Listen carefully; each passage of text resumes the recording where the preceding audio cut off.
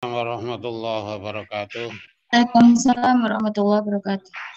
Yang kami hormati Rektor Institut Agama Islam Negeri Kudus, yang kami hormati Wakil Rektor 1, Wakil Rektor 2, dan Wakil Rektor 3 Institut Agama Islam Negeri Kudus, yang kami hormati Kepala Lembaga Pusat Penelitian dan Pengabdian kepada Masyarakat Institut Agama Islam Negeri Kudus, yang kami hormati segenap jajaran pimpinan di lingkungan Institut Agama Islam Negeri Kudus, yang kami hormati Bapak Ibu tamu undangan dan peserta webinar dalam rangka sekolah gender yang diselenggarakan oleh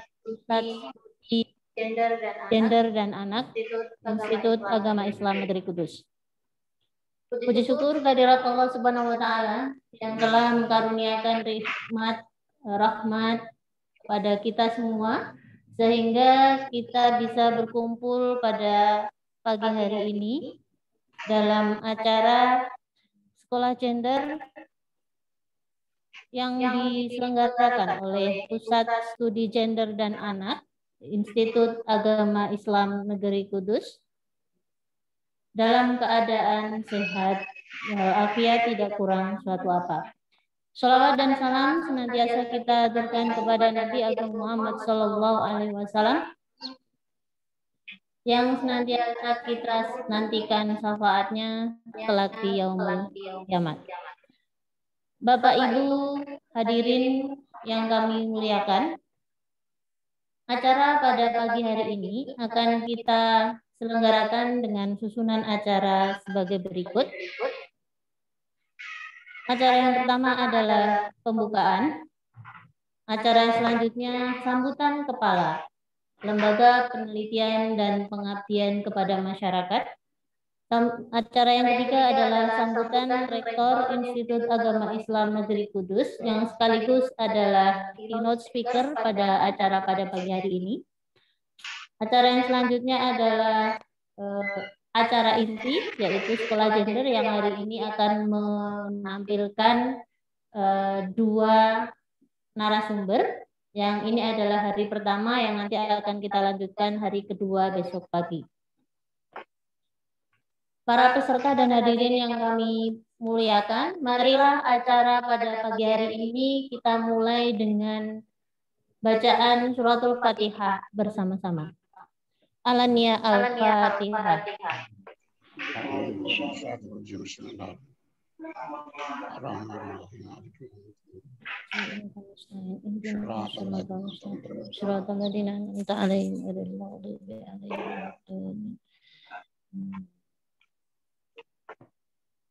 Semoga dengan bacaan suratul Fatihah tadi sekolah gender dosen Institut Agama Islam Negeri Kudus tahun 2021 bisa berjalan lancar dan kita semua mendapatkan manfaat dari acara pada pagi hari ini. Amin. Acara yang kedua adalah sambutan yang akan disampaikan oleh Kepala Lembaga Penelitian dan Pengabdian kepada Masyarakat Institut Agama Islam Negeri Kudus.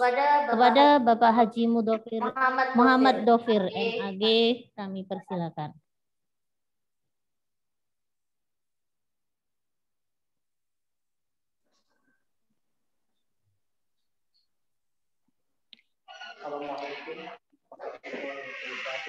Waalaikumsalam warahmatullahi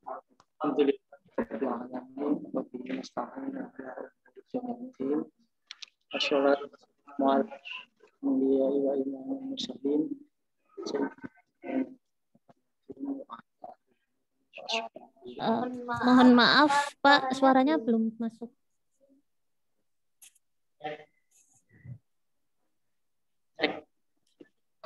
Belum. Masuk. Cek.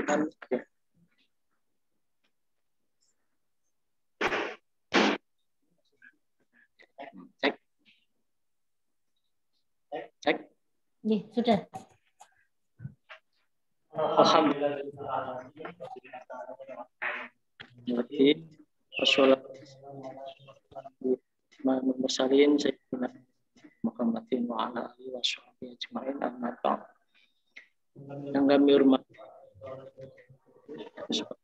para haji mudakir MAG, para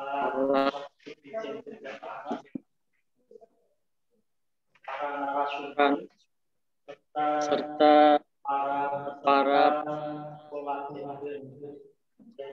YIN pertama dan atas segala karunia sehingga pada waktu hari ini kita masih diberikan kesempatan oleh Allah Subhanahu wa Ta'ala untuk melaksanakan kegiatan kita. Mudah-mudahan kegiatan pagi hari ini yang mengambil tema sekolah mendapatkan ridho dari Allah Subhanahu wa Ta'ala, memberikan manfaat dan berkah kita semua. Sholawat kita aturkan pada kita Nabi Sallallahu Alaihi Wasallam. Bapak Rektor dan peserta sekolah tinggi yang kami hormati, perkenalan kami menyampaikan gambaran kegiatan sekolah tinggi. Sebagai bentuk komitmen kita terhadap perguruan tinggi yang responsif gender, maka YIN terus melalui Pusat Studi Gender dan Anak berupaya menyelenggarakan program untuk melaksanakan berbagai kegiatan yang dapat membuahkan atau menanamkan nilai-nilai kesetaraan gender termasuk responsivitas di lingkungan YIN Kudus.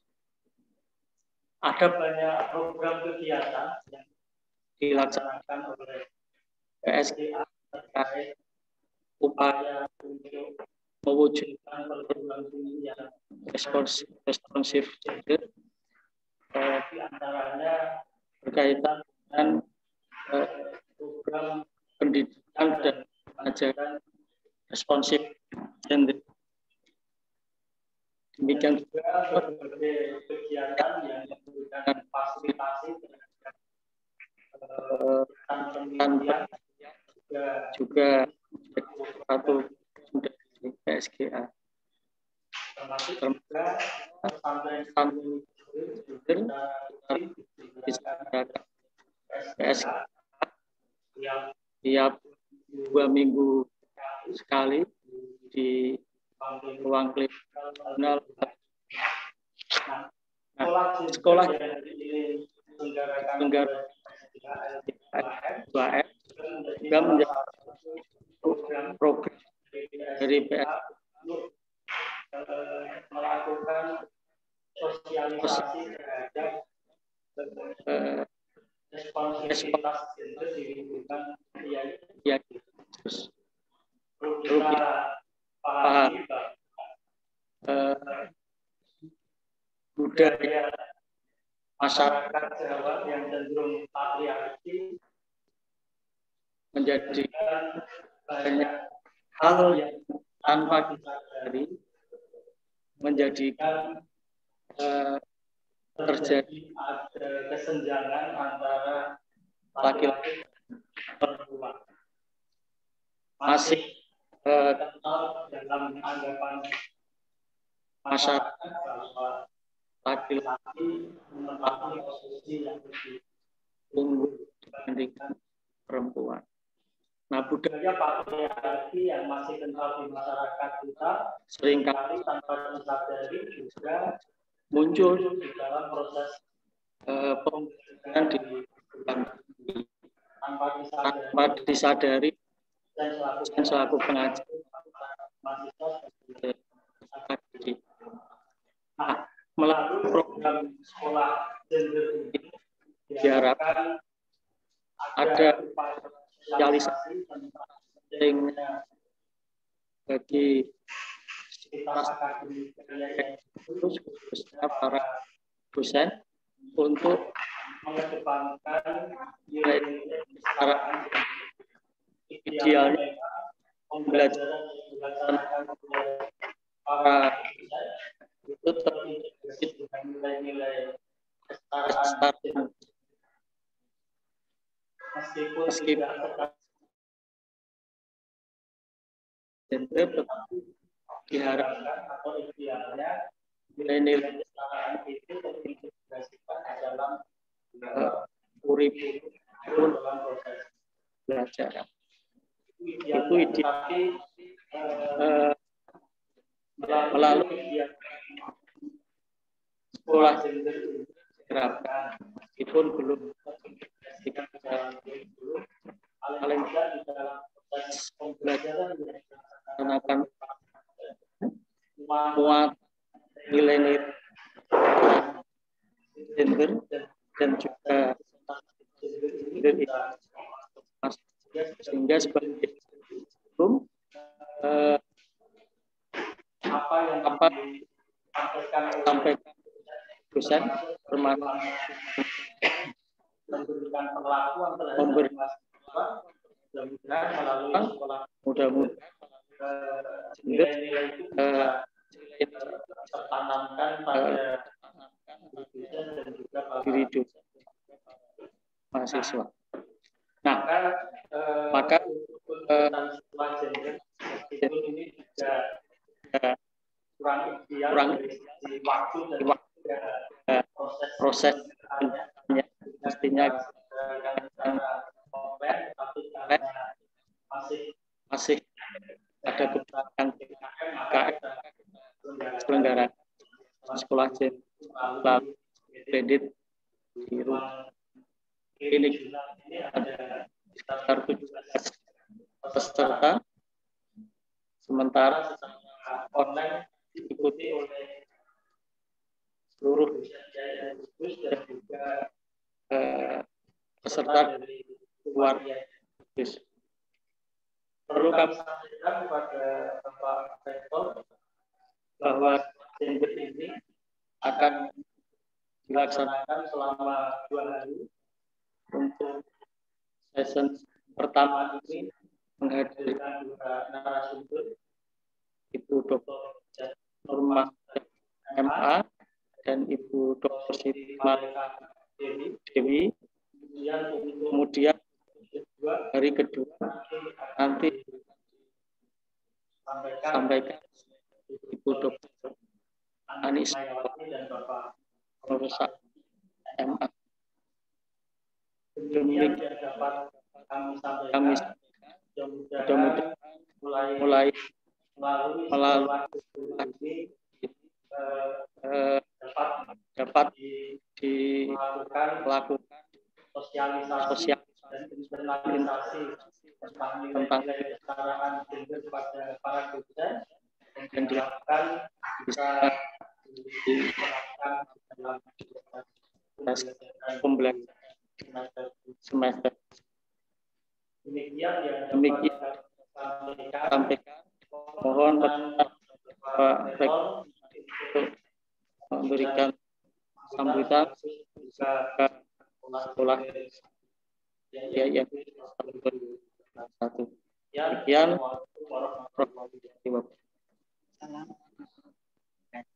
Waalaikumsalam warahmatullahi wabarakatuh. Terima kasih kami sampaikan kepada Kepala Lembaga Penelitian dan Pengabdian kepada Masyarakat Institut Agama Islam Negeri Kudus. Kepada para peserta kami mohon maaf karena ada ketidakstabilan koneksi. Ini kami sedang memperbaiki. Semoga nanti ke depannya tidak terjadi gangguan koneksi. Acara kami lanjutkan kembali. Acara selanjutnya adalah sambutan Rektor Institut Agama Islam Negeri Kudus yang akan sekaligus membuka acara Sekolah Gender PSGA secara resmi, sekaligus beliau adalah keynote speaker dalam acara Sekolah Gender Dosen Institut Agama Islam Negeri Kudus tahun 2021. Kepada beliau Bapak Dr. Haji Muzakir MAG, kami persilakan.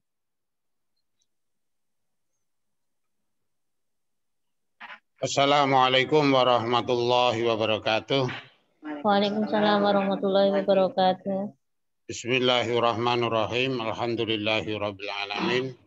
Wa bihi nasta'inu ala umuri dunya waddin. Shalatu wassalamu ala asyrafil mursalin. Sayyidina wa maulana Muhammadin wa ala alihi wa ashabihi ajma'in. Qala Allah Ta'ala fil Qur'anil Karim. Bismillahirrahmanirrahim. Ya ayyuhan nasu inna khalaqnakum min dzakari wa untha wa ja'alnakum syu'uban wa qabaila lita'arafu inna akramakum indallahi atqakum innallaha alimun khabir. Shadaqallahul azim. Amma ba'du. Yang kami hormati para wakil rektor, para pimpinan di lingkungan YN Kudus, terutama Kepala LPPM dan Ketua Pusat Studi Gender dan Anak, dan seluruh peserta Sekolah Gender YN Kudus yang kami banggakan. Pertama-tama marilah kita senantiasa manjatkan puji syukur kehadirat Allah Subhanahu wa Ta'ala biqauli alhamdulillahirabbil alamin. Sampai hari ini kita semuanya dalam keadaan sehat walafiat. Mudah-mudahan Allah terus menjaga kesehatan kita dan meningkatkan kesyukuran kita sebagai hamba dan sebagai bagian dari anak bangsa. Salam kita sanjungkan kepada junjungan kita Nabi Agung Muhammad Sallallahu Alaihi Wasallam. Bapak Ibu yang kami hormati, pertama-tama saya menyampaikan ucapan terima kasih kepada LPPM, khususnya Pusat Studi Gender dan Anak, atas terselenggaranya kegiatan sekolah gender di lingkungan YN Kudus. Mudah-mudahan ini menjadi satu bagian kegiatan yang bisa mewarnai sekaligus menjadi satu program unggulan untuk menjadikan perguruan tinggi kita distingsi perguruan tinggi kita dibanding perguruan tinggi yang lain. Yang berikutnya kami sampaikan bahwa program yang disusun oleh Pusat Studi Gender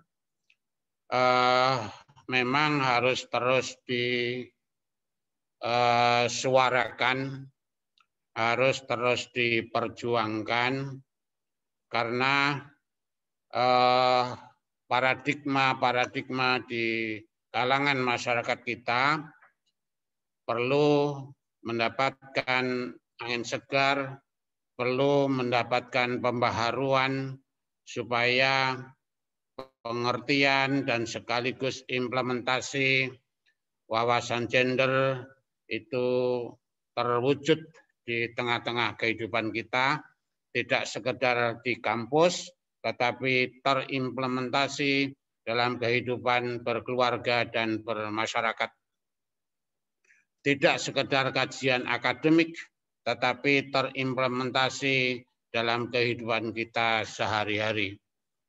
Bapak Ibu yang kami hormati, sebagaimana ayat yang saya bacakan tadi dalam surat Al-Hujurat ayat 12,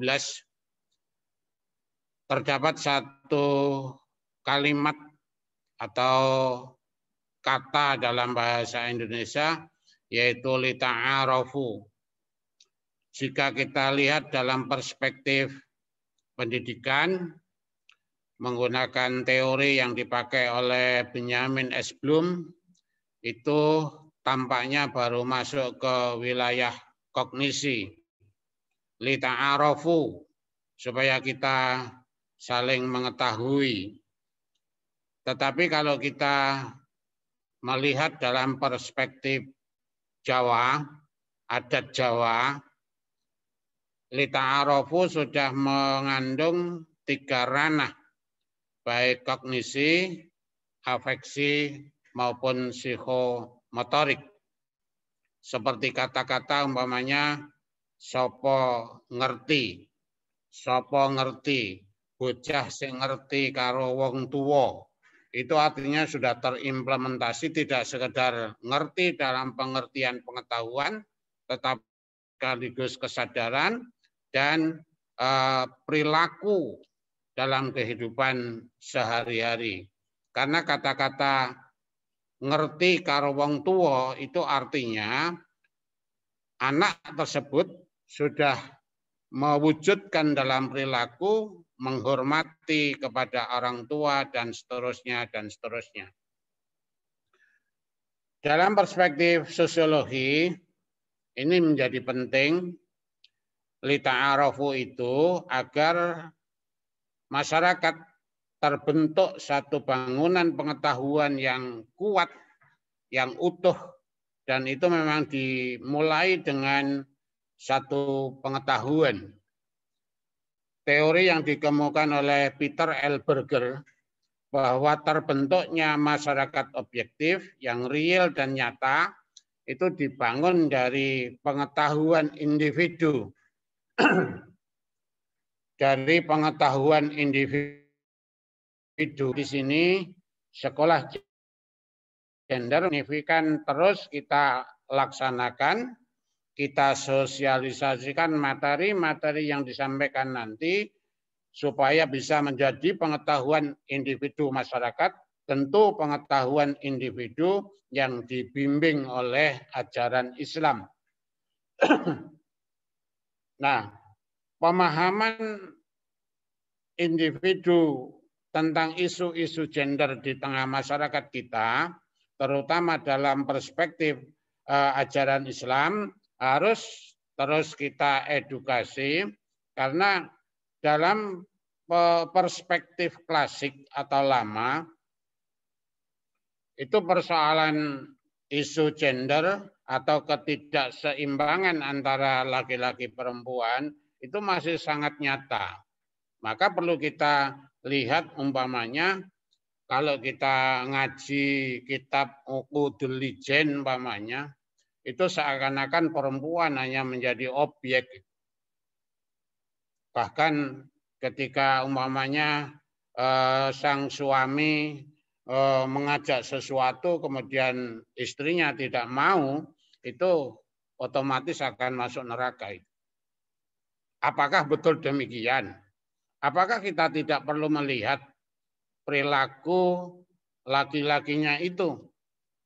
Ya, kalau laki-lakinya solih, mengetahui dan menyadari isu gender, saya kira taat kepada laki-laki baru betul. Tapi kalau laki-lakinya tidak benar, tidak memiliki wawasan keagamaan yang utuh, itu saya kira kalimat-kalimat kalau tidak taat kepada laki-laki kemudian masuk neraka, itu perlu kita tinjau ulang itu. Kemudian saya kira banyak sekali yang itu juga mempengaruhi perilaku kehidupan masyarakat kita di tengah-tengah kehidupan yang sekarang ini sudah mulai bergeser ke yang modern.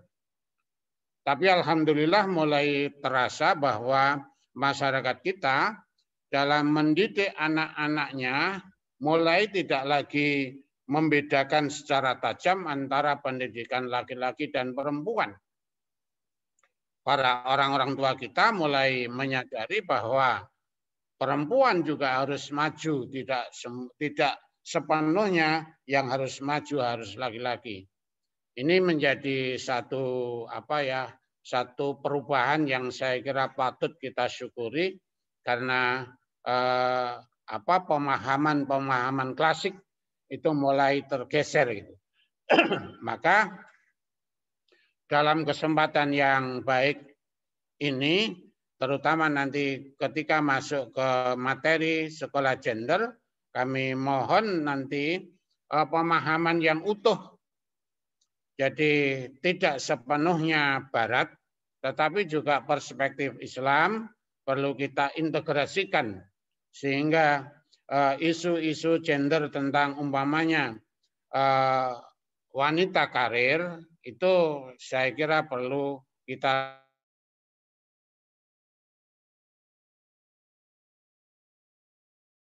sementara kemudian tidak menghargai sebagai istri kepada suaminya. Ini perlu kita setarakan itu. Karena bagaimanapun di dalam perspektif Islam, suami itu adalah menjadi tulang punggung atau bahkan sebagai yang memiliki tanggung jawab dalam keluarga, baik khususnya dalam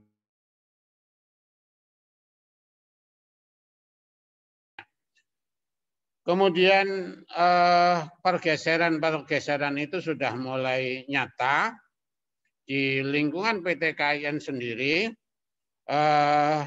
Rektor-rektor perempuan itu sudah mulai bermunculan. Itu satu fenomena yang menurut saya cukup membanggakan. Bahkan yang dilantik kemarin saja dari 5 rektor, 2 perempuan, yaitu rektor dari YIN Ponorogo dan dari YIN Metro. Itu saya kira satu hal yang cukup kita syukuri, adanya pemahaman baru terhadap isu-isu gender. Kemudian juga perlu kita sadari pula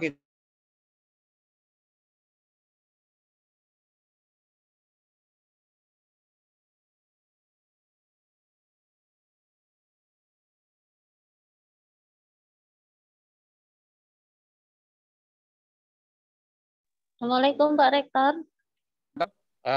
Terminologi bahkan sudah mulai yaitu adanya ulama. Juga belakangan ini Menteri Keuangan itu mensinyalir jumlah perempuan dan laki-laki itu sudah seimbang. Maka jika kemudian isu gender, keseimbangan gender tidak kita perhatikan, maka akan berpengaruh pada ketimpangan ekonomi. Jika jumlah penduduk atau jumlah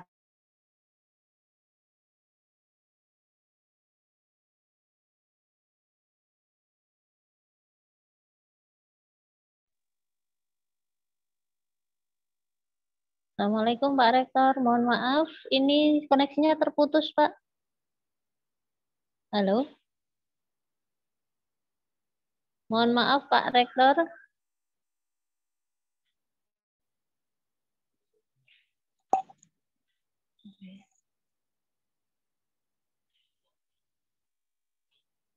Bapak Ibu peserta, kami mohon maaf, sepertinya ada gangguan koneksi dengan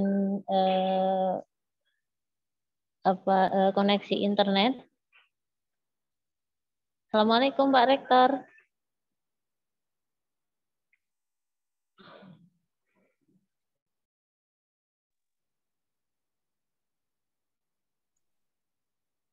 Assalamualaikum Pak Rektor.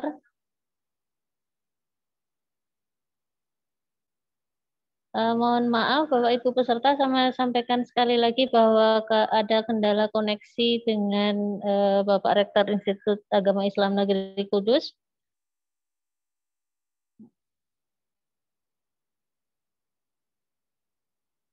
Mohon maaf Pak Rektor, apakah bisa mendengar suara saya?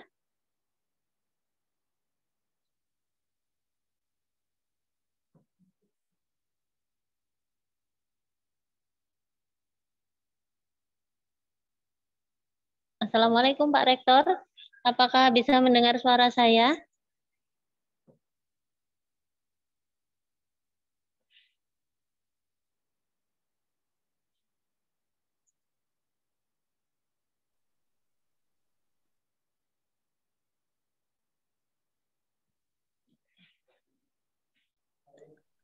Halo.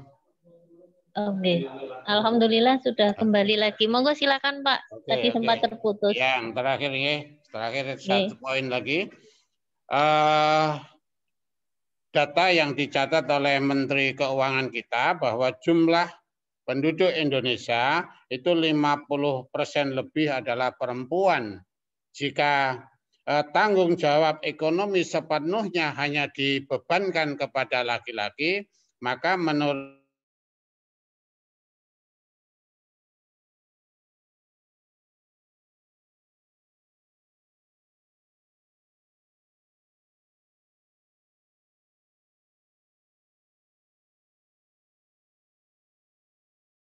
perspektif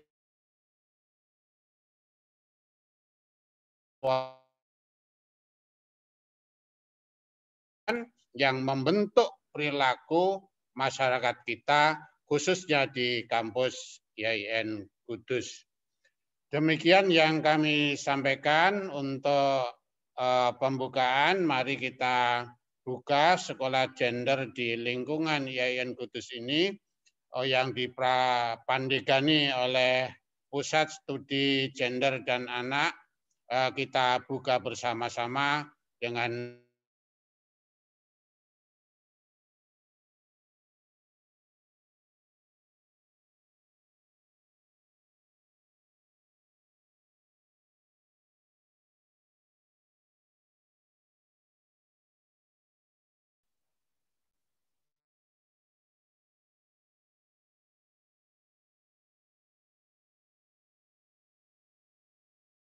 tidak nih.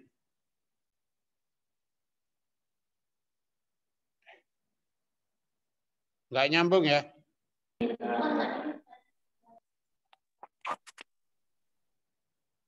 Nyambung apa Mbak Lina? Sampun Bapak, sampun ya. Oke, kita akhiri aja. Mari kita buka agenda dan acara ini dengan bersama-sama membaca basmalah. Bismillahirrahmanirrahim. Assalamualaikum warahmatullahi wabarakatuh.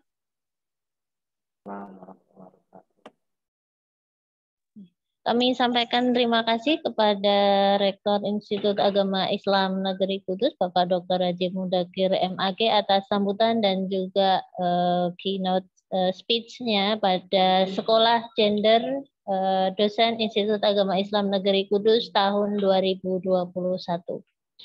Acara selanjutnya adalah pemutaran sholawat kesetaraan yang akan dibawakan oleh penampil terbaik pada Festival Seni Kartini yang diselenggarakan oleh Pusat Studi Gender dan Anak tahun 2020.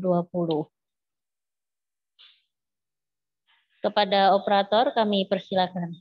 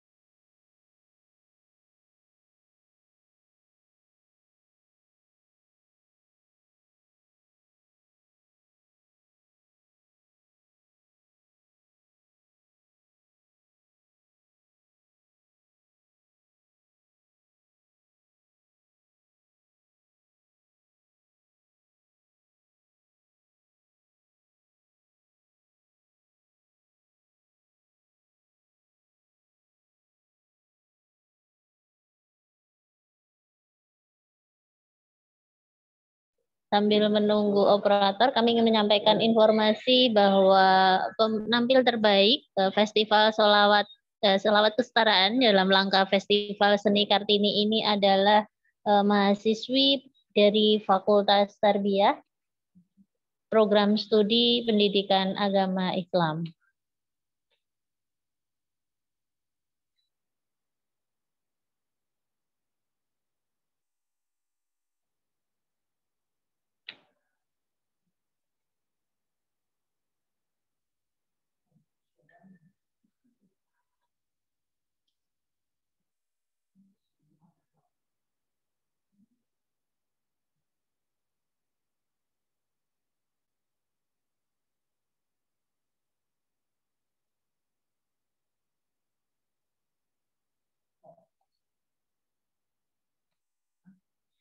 Ya, dikarenakan masih ada gangguan dalam koneksi dengan operator di LP2M. Acara selanjutnya adalah penutupan dari penutup dari opening ceremony pada pagi hari ini. Malilah opening ceremony untuk Sekolah Gender Dosen Institut Agama Islam Negeri Kudus tahun 2021 kita tutup dengan bacaan hamdalah bersama. Alhamdulillahirabbil alamin.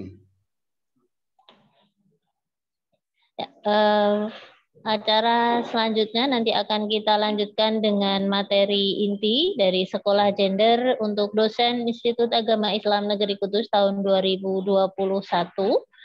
Sambil menunggu pemateri untuk mempersiapkan diri narasumber pada pagi hari ini, kami persilakan teman-teman peserta yang ingin masuk di ruangan webinar untuk bisa segera menyesuaikan diri sambil kami menunggu koneksi dengan acara. Kami ucapkan terima kasih kepada Bapak Rektor Institut Agama Islam Negeri Kudus atas kesediaannya membuka acara pada pagi hari ini. Karena sibuknya acara, beliau akan meninggalkan forum kita pada pagi hari ini untuk beralih ke acara selanjutnya. Atur suwun Pak Rektor. Nggih, sami-sami Mbak Dina. Nggih.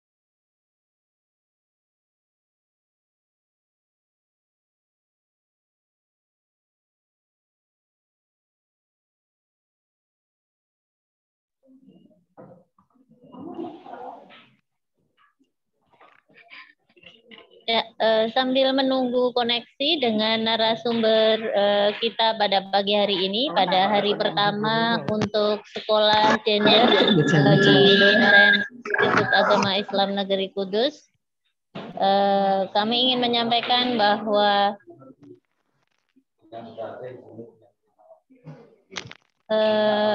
Sekolah Gender untuk Dosen Institut Agama Islam Negeri Kudus ini diselenggarakan oleh Pusat Studi Gender dan Anak yang pada intinya diperuntukkan untuk semua dosen di lingkungan Institut Agama Islam Negeri Kudus. Sebagian mengikuti kegiatan secara offline dan sebagian besar mengikuti kegiatan secara online. Pada pagi hari ini untuk hari yang pertama, kita akan menghadirkan 2 narasumber yang akan hadir secara virtual, secara online untuk pada pagi hari ini. Sepertinya sudah narasumber yang pertama sudah bergabung di link Zoom kita. Tes. Assalamualaikum Bu Hajah Nur Mahmudah. Waalaikumsalam. Suara saya sudah terdengar, Bu? Nggih. Alhamdulillah. Sehat nggih, Bu nggih? Alhamdulillah. Ya. Oke, nanti narasumber kita yang kedua ada Bu Dr. Siti Malaiha Dewi SOS MSI, tapi sepertinya beliau belum terkoneksi dengan Zoom kita pada pagi hari ini. Langsung.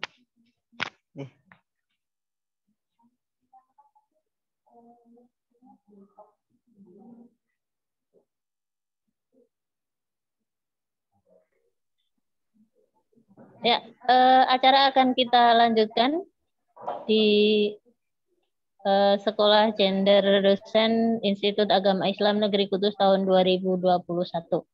Ya, pada pagi hari ini saya Lina Kusidayati SHIMA akan berperan sebagai moderator untuk acara pada pagi hari ini. Ya, untuk sesi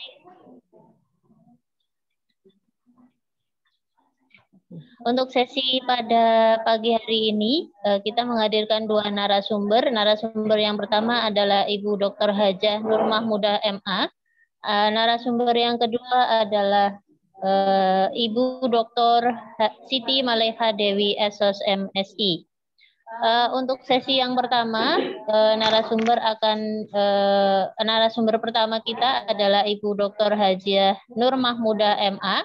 Beliau adalah Ketua Pusat Studi Gender dan Anak di Institut Agama Islam Negeri Kudus.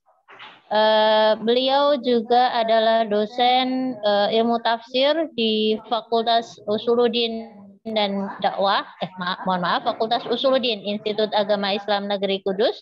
Dan juga dosen di Pasca Sarjana Institut Agama Islam Negeri Kudus.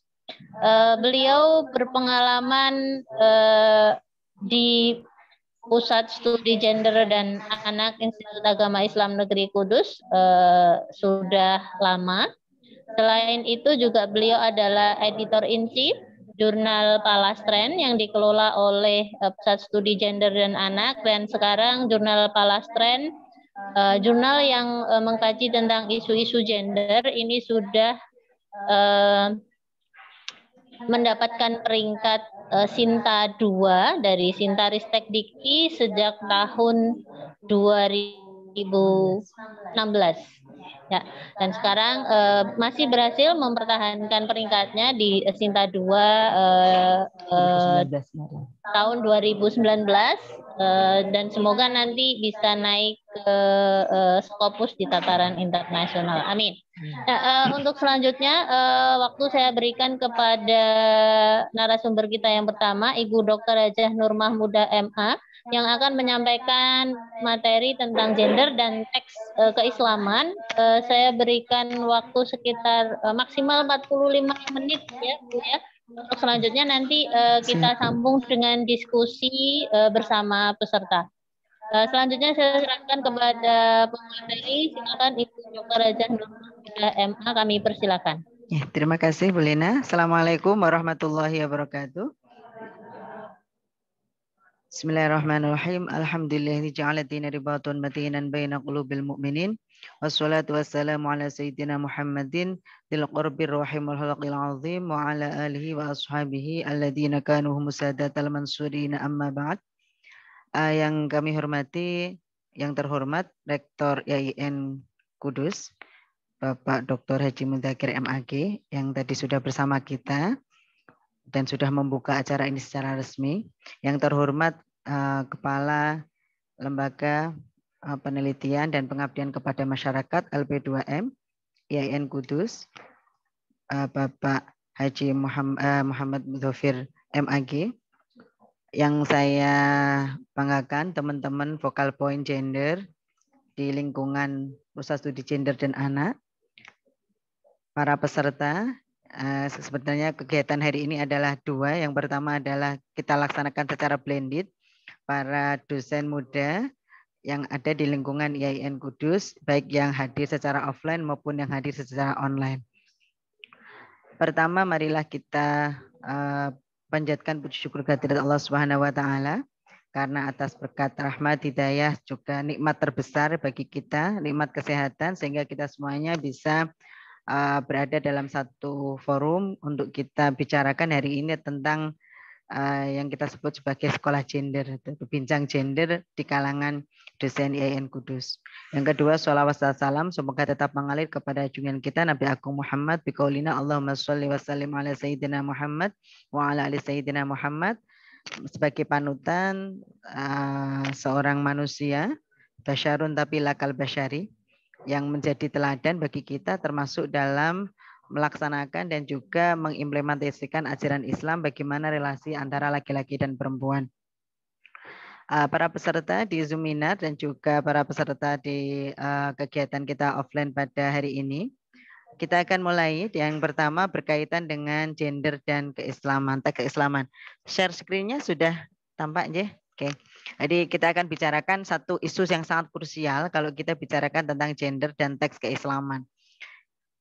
Kenapa ini saya sebut krusial? Yang pertama karena beberapa sikap yang kemudian juga atau kesan kita terhadap teks keislaman yang kadang-kadang dianggap tidak ramah atau kemudian tidak sensitif gender. Itu yang pertama. Jadi karena teks keislaman itu salah satu core, salah satu yang menjadi landasan dalam berkehidupan dan juga membentuk pandangan kita dalam segala aspek termasuk bagaimana kita bicarakan tentang relasi laki-laki dan perempuan. Jadi ini isu yang sangat sensitif. Izinkan saya untuk menyampaikan di awal karena kita berada di lingkup PTKI maka kita perlu memperkuat dan juga memiliki kesepahaman bagaimana teks-teks keislaman ini membicarakan tentang relasi gender yang adil antara laki-laki dan perempuan. Ya, kita mulai dulu. Yang pertama kita akan bicarakan tentang natur dan origin. Jadi bagaimana sih sebenarnya teks keislaman itu? Apa sih bedanya teks keislaman dengan agama Islam itu sendiri dan juga pemahaman tentang teks keislaman itu sendiri itu ada hal yang berbeda.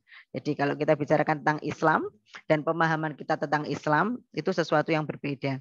Kalau teks keislaman yang kita sebut meskipun mungkin kalau di dalam bahasa secara scholar itu biasanya menyebutnya an-nas gitu. Jadi teks keislaman, nusus al-islamiyah itu kita yakini dalam hal ini adalah Al-Qur'an dan juga yang kedua adalah hadis sebagai sacred text. Jadi teks yang sakral, teks yang suci. Kesuciannya ya karena dia berasal dari sesuatu yang ada di luar diri kita, yaitu karena berasal dari Allah Subhanahu wa taala. Tetapi karena dia itu diwahyukan, disampaikan kepada kita manusia, sementara kita itu memiliki dimensi-dimensi kemanusiaan, maka tentu komunikasi atau kalamullah ini terbungkus dalam bahasa tertentu. Dalam hal ini adalah bahasa Arab. Baik Al-Quran maupun hadis karena Nabi Muhammad itu orang Arab maka beliau juga menyampaikannya dalam bahasa beliau yaitu bahasa Arab. Tentu ini tidak akan tentu akan membuka ketika kita ingin memahami tadi sebagaimana yang disampaikan oleh Pak Rektor, kita tentu sebagai dosen PTKI perlu memiliki pijakan yang kuat bagaimana memahami teks-teks itu secara komprehensif. Berkaitan dengan mungkin kita memiliki latar belakang yang berbeda-beda, tetapi karena kita berada di rumah besar kita di PTKI, maka kemudian kita perlu memiliki kesepahaman dan bagaimana memahami teks dalam bahasa dalam bahasa saya sebut manusiawi itu dengan pemahaman yang komprehensif karena kadang-kadang teks itu nanti tidak selamanya atau kita akan sampai kepada misleading atau sesuatu yang tidak pas atau tidak atau mungkin pemahaman yang timpang, pemahaman yang masih kurang atau pemahaman yang tidak menyeluruh kalau kita hanya memandang dari satu aspek. Itu nanti berikutnya. Yang pertama, kita semuanya sepakat bahwa teks keislaman atau kemudian dalam hal ini Al-Quran adalah sacred text. Jadi teks yang muqaddasah. Jadi teks yang kemudian suci. Kemudian yang kedua, teks keislaman itu adalah teks yang bisu dalam bahasa hermeneutika. Jadi dia tidak bisa berbicara, tidak akan memberikan apa-apa kalau tidak ada yang mengajak berdialog. Yang kemudian membuatnya berbicara, yang kemudian membuatnya memiliki makna. Jadi kalau kita Al-Quran itu ya, memiliki makna karena kita membacanya, karena kita memahaminya, karena kita membaca terjemahannya, membaca tafsirnya. Nah, yang membuat dia berbicara adalah pembacanya atau kita sebagai reader. Nah, karena kita membaca, maka kita di dalam hubungan teks dengan pembaca kita kenal ada namanya hubungan triadik di dalam hermeneutik. Ada autor, pengarang, dalam hal ini adalah Allah Subhanahu wa taala yang mewahyukan Al-Qur'an kepada kita. Kemudian ada teksnya.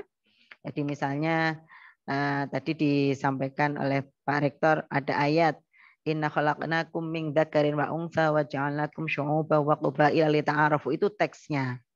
Yang kemudian memberikan, yang mewahyukan itu Allah. Kemudian readernya, kita membaca ayat itu maunya apa sih? Ayat itu maknanya apa? Posisi kita adalah reader. Jadi kita harus kemudian memiliki keseimbangan antara autor, teks, dan reader. Apakah yang nanti lebih berperan dominan itu autornya, Tuhan? Tapi kita tidak bisa tanya kepada Tuhan, bagaimana caranya ya bertanya kepada Tuhan gitu kan. Kan kemudian kita bertanya kepada teksnya. Teksnya, sementara teks itu akan memiliki keterbatasan. Kadang-kadang teks itu kalau ke dalam dimensi ilmu Al-Quran, misalnya kita ada asbabun nuzulnya. Asbabun nuzulnya tidak muncul di ayat itu. Sehingga kemudian teks itu harus kita hubungkan dengan banyak hal. Itu kan. Jadi sebagai reader kita harus memiliki hermeneutika keseimbangan, bagaimana melihat tentang teks, bagaimana melihat tentang autor. Ini yang kemudian menjadi satu isu yang kemudian krusial ketika kita masuk kepada isu gender. Jadi berikutnya adalah gender sebagai isu baru. Karena memang gender sebagai satu istilah itu tidak lahir dari rahim Islam. Ini biasanya kalau tidak lahir dari rahim Islam karena memang awalnya adalah di barat, dikembangkan. Tetapi gender sebagai satu isu sebenarnya dia kompatibel atau dia selaras dengan misi-misi atau dengan prinsip-prinsip dasar yang ada di dalam Islam. Jadi misalnya prinsip tentang tadi tentang in akramakum indallahi atqakum, bahwa yang paling mulia di sisi Allah itu adalah yang paling bertakwa. Tidak peduli dia laki-laki, tidak peduli dia perempuan, tidak peduli dia itu status sosialnya, apakah dia kulitnya hitam atau kulit yang berwarna atau yang lain atau kulit putih. Jadi tidak, itu salah satu. Kemudian isu lainnya lagi tentang misalnya tentang adalah bagaimana berkaitan dengan keadilan gitu kan, keadilan di dalam berrelasi antara laki-laki dan perempuan. Jadi itu beberapa isu krusial sebagai pengantar kita. Kemudian ketika kita memahami teks keislaman, maka kita harus melihat beberapa aspek. Yang pertama adalah harfiahnya. Jadi bunyi lafadznya itu seperti apa sih teks itu. Jadi teks ini bicara tentang apa secara harfiah, secara literal.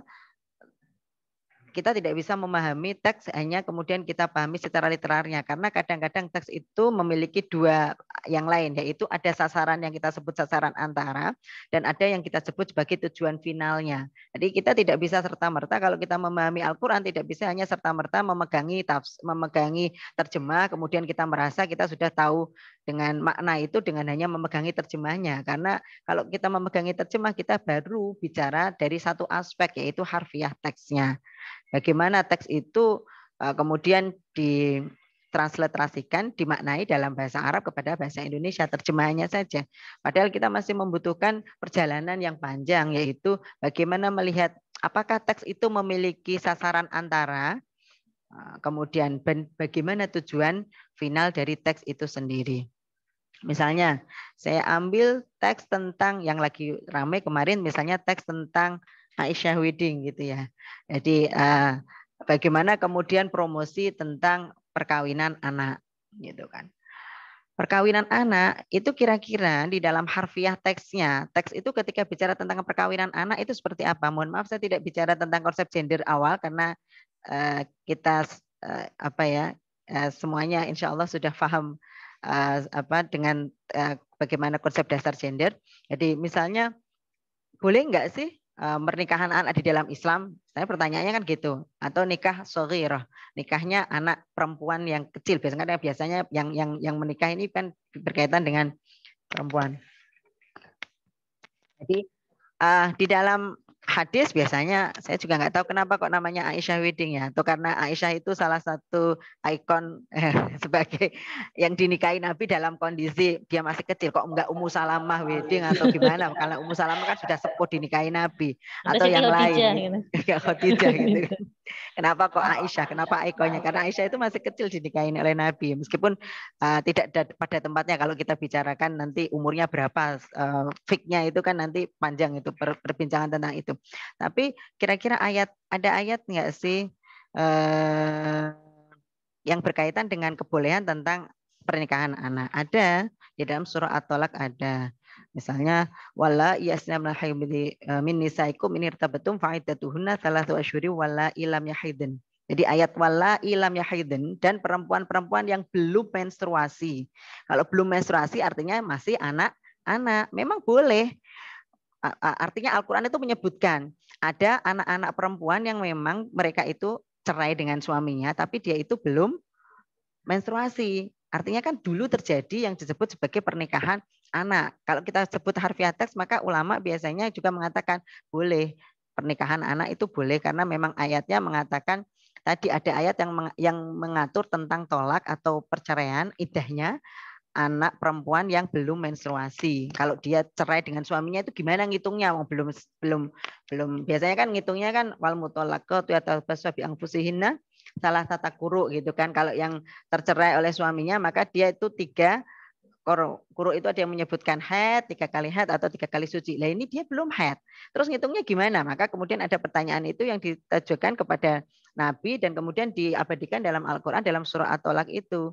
Wala ilam yahidin. Ayatnya begitu. Itu harfiah teks. Maka kemudian orang melihat, oh kalau begitu boleh gitu kan. Karena ngelihatnya harfiah teksnya saja. Nah kemudian ulama berikutnya melihat kira-kira sasaran antara kenapa kemudian ada pengaturan seperti itu apa gitu. Ketika Al-Quran itu kok kemudian memberikan pengaturan itu maunya apa gitu kan.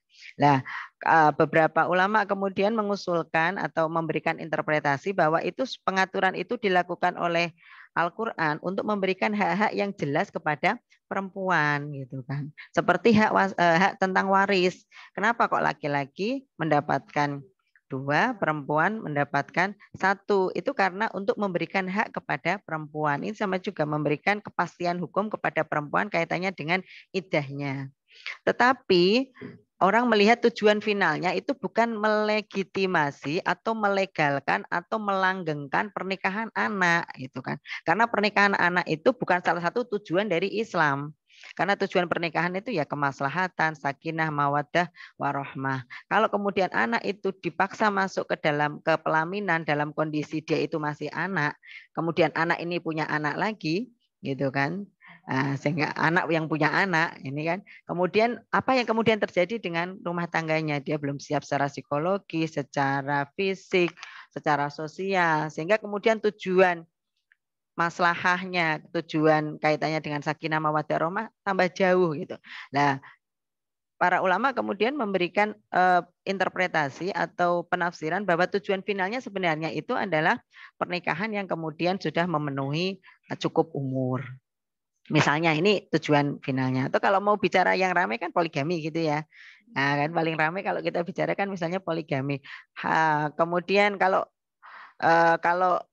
poligami orang boleh masna, wasulasa, waruba. Boleh kemudian menikahi 2, 3, atau 4. Tapi apakah itu merupakan tujuan final? Atau itu sesuatu yang sifatnya sasaran antara? Itu yang kemudian menjadi perbincangan kalau kita bicara tentang Al-Quran lebih jauh lagi. Jadi tidak sekedar, oh ayatnya Kang boleh gitu kan. Tapi kebolehan itu harus kita lihat apakah itu berkaitan dengan kondisi sosiohistoris pada masa itu ketika Al-Quran itu turun, karena kita tahu poligami tidak poligami itu tidak dikenalkan oleh Islam. Artinya bukan yang pertama kali mengenalkan adanya poligami, karena poligami itu sudah satu budaya turun menutur yang sudah lama ada di dalam masyarakat Arab gitu kan. Nah, kemudian Islam mengatur tentang adanya poligami yang dulunya tidak terbatas, bisa 20, bisa banyak. Karena di beberapa hadis disebutkan ketika ayat tentang poligami ini turun kan sahabat itu juga bingung, ini istrinya 20 harus dipilih 4 kan gitu kan. Nah, maka kemudian ini pengaturannya supaya untuk memberikan perlindungan dan juga memberikan keadilan kepada perempuan. Oke. Nah, itu tadi teksnya. Sekarang kita bicara tentang klasifikasi pembaca teks atau kita sebut community interpretive. Jadi pembaca teks, kita yang membaca teks itu juga punya andil. Nah, siapa yang membaca itu juga akan berkaitan dengan hasil bacaannya gitu kan. Maka kalau dikaitkan dengan sensitivitas gender, kita mengenal ada 3. Ada pembaca yang sensitif gender, ada pembaca yang kemudian menggunakan sudut pandang dan juga analisis gender di dalam membaca teks-teks keislaman untuk melihat bagaimana relasi laki-laki dan perempuan yang adil, bagaimana kemudian pengakuan terhadap kemanusiaan baik laki-laki maupun perempuan. Ini kita lihat kalau kemudian ada pembaca yang sensitif gender atau dalam kacamata kita sebut misalnya mufasir ini sensitif gender, maka hasil bacaannya juga akan berbeda. Jadi misalnya surah Maryam misalnya ya, kita semuanya mengenal tentang Sayyidah Maryam, yaitu ibunya Nabi Isa gitu kan. Sayyidah Maryam itu kan di dalam surah Ali Imran, jadi beliau putrinya Pak Imran gitu kan. Nah, Pak Imran itu kan lama nggak punya anak, kemudian beliau sampai istrinya bernadar. Kalau kemudian anak saya lahir, maka saya akan menyerahkan kepada Baitul Maqdis. Tapi kemudian ketika anaknya lahir perempuan, gimana ini anak saya kok lahir perempuan? Padahal biasanya yang diserahkan ke Baitul Maqdis itu laki-laki. Nah, orang kalau melihat itu kan dianggap oh itu cuman ceritone Sayyidah Maryam gitu kan. Tapi kalau melihat dari aspek kemudian kalau pembaca kita adalah sensitif gender, maka kita melihat oh sebenarnya ada satu tatanan yang kemudian berubah dengan adanya keterlibatan dan masuknya Sayyidah Maryam ke dalam lingkungan Baitul Maqdis.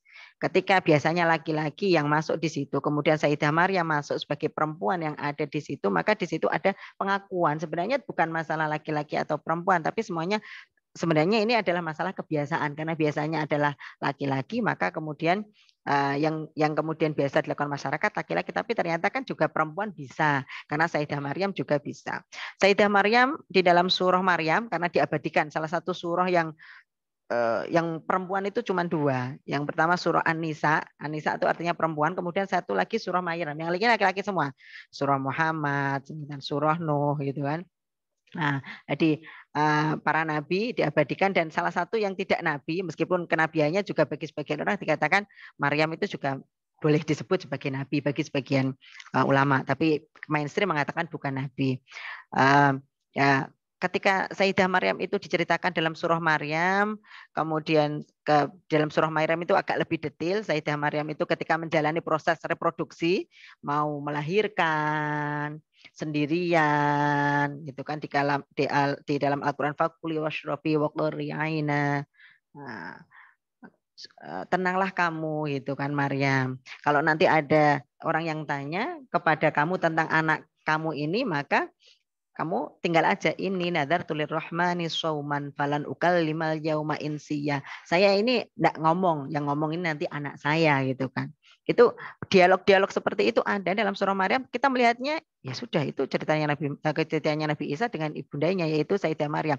Tapi dalam sisi sensitivitas gender kita bisa melihat bahwa itu salah satu penghargaan karena Quran itu menyebutkan di ayatnya fa'ja'ahal makhad.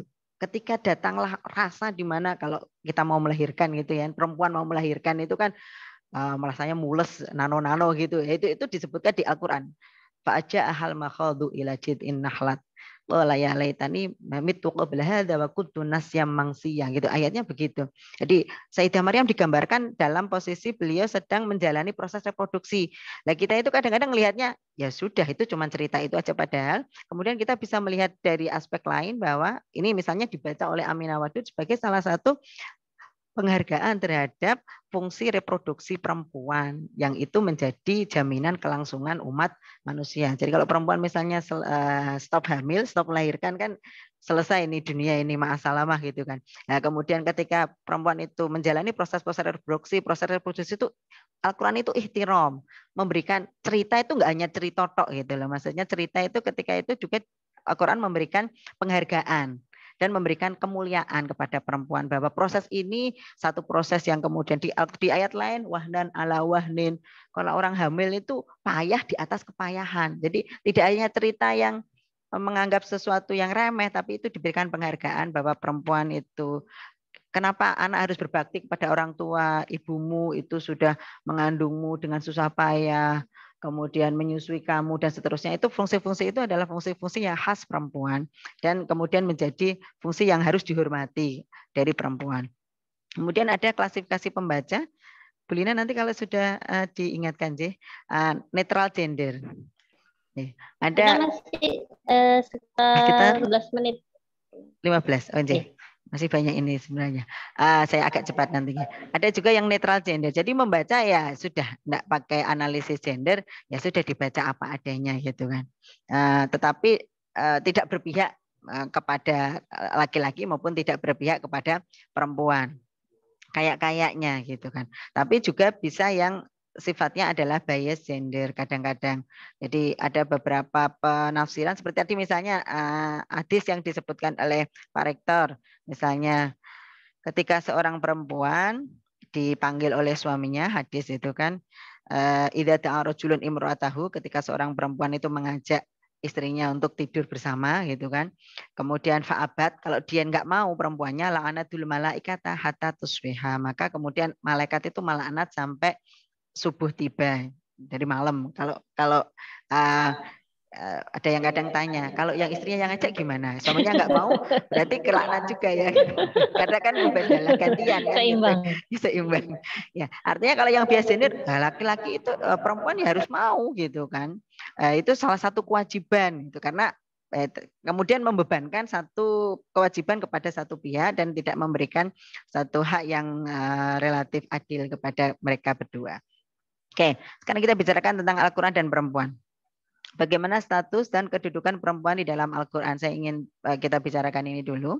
Kemudian bagaimana peran Quran digambarkan di dalam Al-Quran dan bagaimana partisipasi perempuan dalam kehidupan. Kita bicarakan yang pertama tentang asal-usul dan penciptaan perempuan. Kenapa saya mulai ini? Karena ini salah satu isu krusial yang kemudian menjadikan stereotip dan juga subordinasi kepada perempuan. Jadi perempuan seringkali dianggap second class, makhluk kelas 2. Yang kelas 1 itu laki-laki. Karena Quran itu di dalam perempuan itu di dalam surah An-Nisa ayat 1, ya ayyuhan nasu taqur rabbakumul ladzi khalaqakum min nafsin wahidatin. Hai orang-orang yang beriman, ittaqu ya ayyuhan nasu, hai manusia, ittaqu rabbakum, bertakwalah kamu kepada Tuhanmu. Ittaqu rabbakumul ladzi khalaqakum, yang menciptakan kamu min nafsin wahidan, dari satu jiwa. Kemudian wa khalaqa minha zaujaha, dan menciptakan dari satu jiwa itu pasangannya. Nah, itu kalau para ulama mengatakan min nafsin wahidatin, yang pertama itu adalah Adam. Menciptakan Adam, kemudian menciptakan dari Adam itu pasangannya. Nah, itu orang kemudian kenapa kok jadi turunannya yang ada dalam kepala kita, di mindset kita, perempuan itu nomor 2 karena dia tercipta dari tulang rusuk Adam. Maka kemudian banyak yang kemudian mencoba melihat ulang sebenarnya gimana sih asal usul penciptaan perempuan itu, apakah benar perempuan itu memang makhluk nomor 2 gitu kan, sehingga kemudian makhluk nomor 2 ini nanti ada turunannya juga, derivasinya, perlakuannya juga berbeda antara laki-laki dan perempuan. Maka di dalam beberapa penafsiran itu, meskipun penafsiran secara mainstream itu mengatakan ya memang Adam itu diciptakan lebih dahulu, kemudian Hawa, kita menyebutnya Sayyidatina Hawa gitu kan. Kemudian beliau tercipta dari tulang rusuk Adam. Tapi Quran tidak pernah mengatakan sekalipun tentang tulang rusuk. Karena di ayat manapun kita nggak akan ketemu. Yang ada itu di dalam hadis. Memang bindol en awaj gitu kan, dari tulang rusuk yang bengkok. Gitu kan. Nah, kemudian bagaimana kita melihat hadis ini dengan ayat gitu kan. Apakah memang benar bahwa perempuan itu tercipta dari tulang rusuk Adam yang bengkok? Sehingga kalau bengkok itu ya susah dikandani gitu kan ya. Kalau dikerengi ya nanti bisa jadi poklek apa itu ya patah gitu. Kalau nggak dikerengi ya bengkok terus gitu kan. Jadi kan menyusahkan gitu. Jadi perempuan nggak pernah lurus gitu. Nggak pernah lurus. Makanya harus diluruskan. Gitu. Jadi turunan-turunan dari mindset kita tentang dan juga keyakinan dan juga apa yang kita pahami tentang penciptaan perempuan itu menjadi satu hal yang penting untuk didiskusikan karena nanti bicara tentang bagaimana perlakuan kita terhadap perempuan. Yang kedua, pengisahan terhadap Adam dan pasangannya.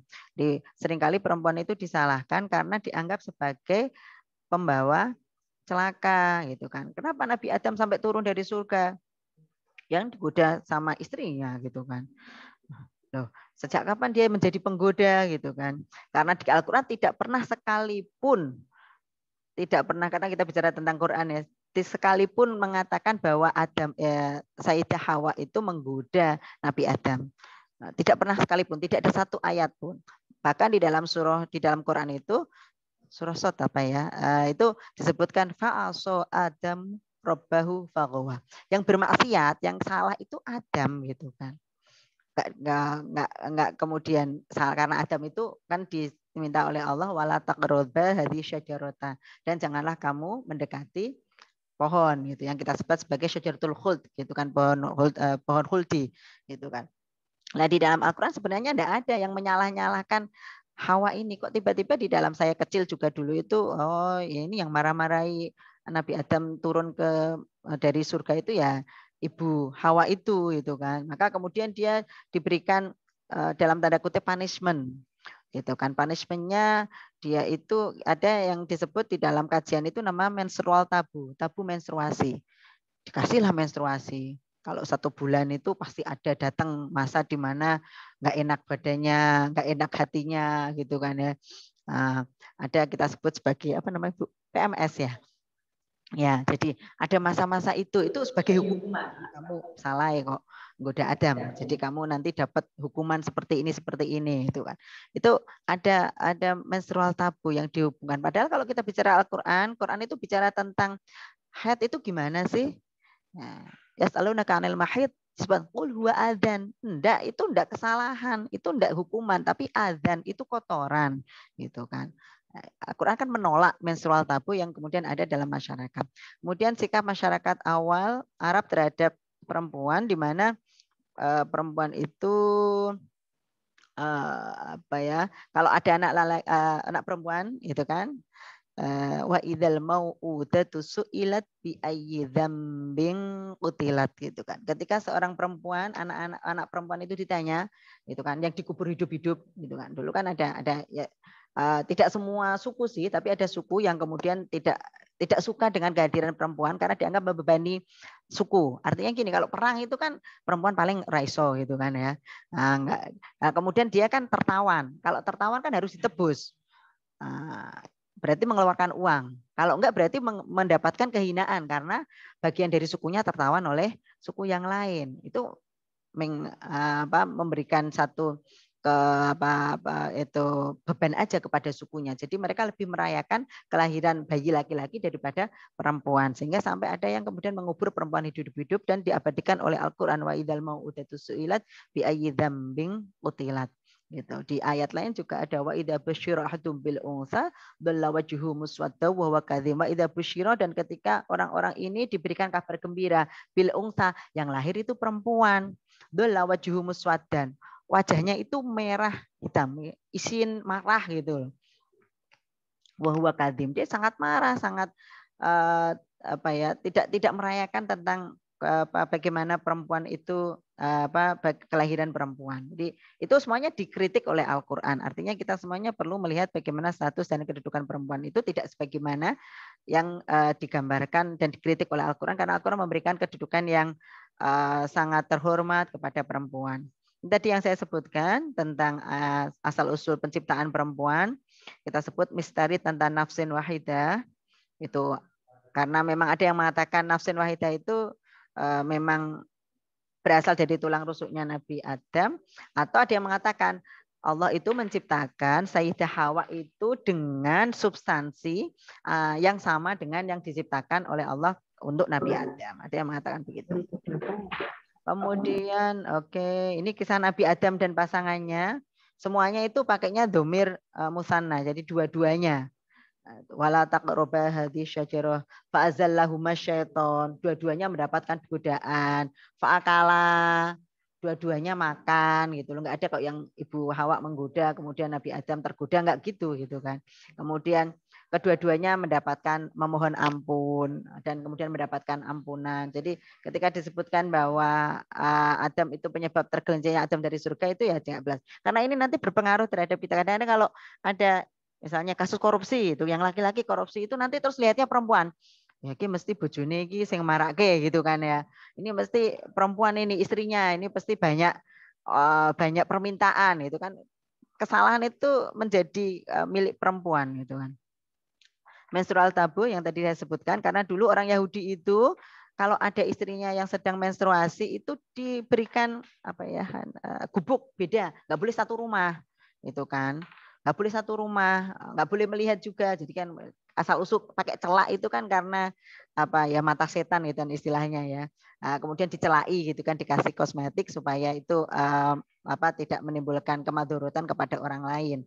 Nah, itu dulu orang Yahudi begitu. Tapi Nabi Muhammad bagaimana? Biasa Nabi Muhammad minum gelas yang sama dengan Sayyidatina Aisyah gitu kan, dalam kondisi beliau juga dalam baik dalam kondisi maupun dalam kondisi menstruasi. Artinya Nabi Muhammad Islam memberikan hak-hak yang sangat baik kepada perempuan. Jadi, kemudian ini peran perempuan dalam Al-Quran, saya ingin bicarakan ini tentang bagaimana ibunya Nabi Musa, Sayyidah tadi Maryam yang agak panjang kita sudah bicarakan tadi, dan tentang sosok Balkis atau Bilqis. Jadi, perempuan-perempuan yang disebutkan di dalam Al-Quran, meskipun kalau Umi Musa disebutkan namanya, kemudian Sayyidah Maryam disebutkan namanya, tapi kalau Balkis tidak disebutkan namanya, tapi ada. Kan kita semuanya kenal ya, kalau drama percintaan itu kan kenal ya. Jadi kisahnya Nabi Yusuf dengan Zulaikha pasti tahu semua. Kisahnya Nabi Sulaiman dengan Balkis itu tahu insya Allah gitu kan ya. Nah itu di Quran itu di dalam surah An-Naml tidak menyebutkan nama Balkis enggak, tapi disebutkan. Ceritanya kan Nabi Sulaiman itu inspeksi. Wahasyallahu Sulaiman minal jinni wal insi wat thair. Nabi Sulaiman punya pasukan jin, kemudian manusia dan juga pasukan yang berasal dari burung. Kemudian fatafaqata thaira faqala ma liya la aral hudhuda. Kemudian beliau menginspeksi ini kawanan burung, nggak ada hudhud ini kemana gitu kan. Oh nanti kalau dia nggak bisa memberikan argumentasi, nggak bisa ngasih alasan, la'at bahannahu, nanti saya akan sembelih dia. Maka ketika burung hudhud datang, dia mengabarkan. Itu kalau di sana itu ada arsyun azim, ada kerajaan yang besar, tapi ya'buduna syams, tapi dia menyembah matahari gitu kan. Kemudian Nabi Sulaiman itu berkirim surat kepada Bilqis gitu kan. Kita kan lihatnya itu aja, nggak ngelihat kok. Bilqis itu berarti seorang perempuan yang mampu untuk mengatur kerajaannya sampai kerajaannya itu besar gitu kan. Dan bagaimana kemudian ketika dia bermusyawarah dengan para punggawanya itu digambarkan dalam surah An-Naml, bagaimana kebijaksanaan Bilqis itu di dalam memberikan satu keputusan. Jadi itu misalnya. Kemudian juga tadi yang saya sebutkan bahwa peran Sayyidah Maryam itu tidak hanya disebut sebagai peran ibu, pengalaman unik dalam ketika Sayyidah Maryam melahirkan, tetapi itu menunjukkan tidak hanya sekedar cerita tentang ibu, tidak hanya sekedar cerita tentang perempuan, tapi di situ memberikan satu prinsip-prinsip tentang bagaimana perempuan itu menjalani fungsi khusus. Yang kita sebut sekarang kita mengenal misalnya ada 5 kondisi perempuan dan juga ada 5 kondisi perempuan yang berbeda. Perempuan itu haid, kemudian hamil, menyusui ya.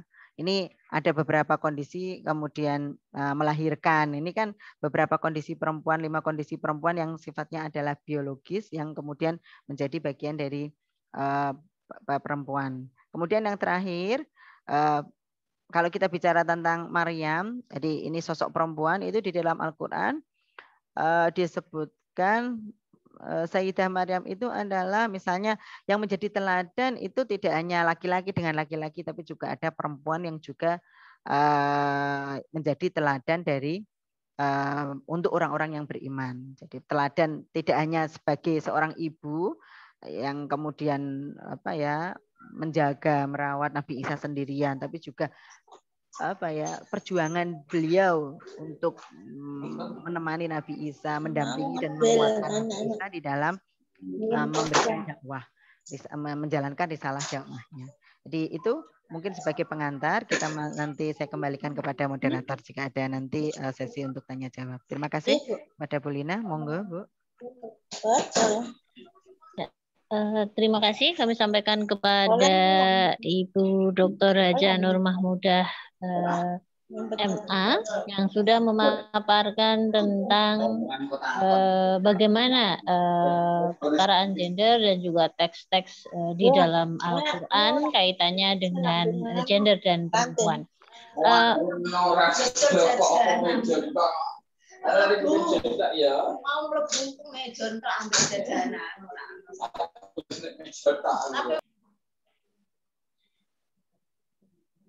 Ya, untuk selanjutnya, sebelum kita nanti menuju ke narasumber yang kedua, kami memberikan kesempatan terlebih dahulu kepada peserta yang ada di sekolah pada pagi hari ini, baik offline maupun online, untuk mengajukan pertanyaan. Silakan yang ingin bertanya bisa raise hand atau melalui kolom chat. Yang offline. Ya, oke. Ini kebetul ada yang online dan ada yang offline. Kita yang online dulu ya. Ini ada siapa yang sudah raise hand ya? Pak Arif Riyadi. Ya, silakan Pak Arif. Bismillahirrahmanirrahim. Assalamualaikum warahmatullahi wabarakatuh. Waalaikumsalam warahmatullahi wabarakatuh. Menarik apa yang disampaikan oleh beliau tadi. Dalam pembahasan gender Islam, sebenarnya Ummu Salamah juga bertanya, Bu, pada Rasul SAW, kenapa sih yang disebutkan di dalam Al-Quran itu adalah Al-Muhajirin? Kenapa kami yang Al-Muhajirat ini tidak disebutkan sampai turun fastajab amilim minkum min dzakarin aw unsa. Jadi Allah tidak menyanyikan amal di antara kalian, muhajir atau muhajirat tetap sama. Kemudian sebenarnya pembahasan kita hari ini, Bu, ingin saya tanyakan ke arah manakah pembahasan gender kita. Pertama, apakah kita itu termasuk tekstualis? Dalam artian ideologi kita kuat dengan Al-Qur'annya, misalkan dengan ar-rijalu qawwamuna 'alan nisa, itu wajib ditaati seorang perempuan. Kemudian la yufliha qaumun wallahum amrahum imra'atan. Misalkan orang kita cenderung tekstualis, haram di situ. Pemimpin semuanya harus laki-laki, atau kita termasuk orang yang moderat dalam artian tidak berpangku tangan terhadap laki-laki saja, tapi perempuan juga. Dan kita juga ambil sisi positif dari dalil-dalil yang ada, ataukah kita termasuk cenderung pada tokoh-tokoh yang menyalahkan Al-Quran dengan gender di pemikiran yang cenderung liberal? Itu yang ingin saya sampaikan. Saya pertanyakan. Terima kasih. Pak Arif Riyadi, kalau boleh saya summarize gitu ya, karena tadi pertanyaannya kita mau jadi yang tekstualis atau moderat atau liberal atau bagaimana? Ini pertanyaannya agak susah.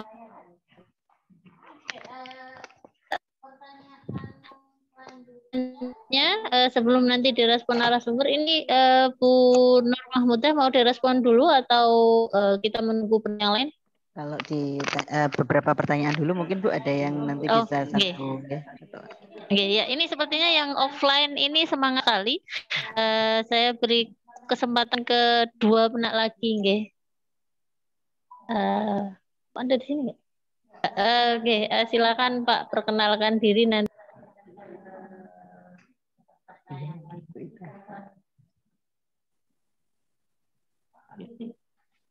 Terima kasih. Bismillahirrahmanirrahim. Assalamualaikum warahmatullahi wabarakatuh. Waalaikumsalam warahmatullahi Terima kasih atas waktunya. Menarik apa yang disampaikan oleh Bu Nur Mahmudah. Pertanyaan saya sederhana, Ibu.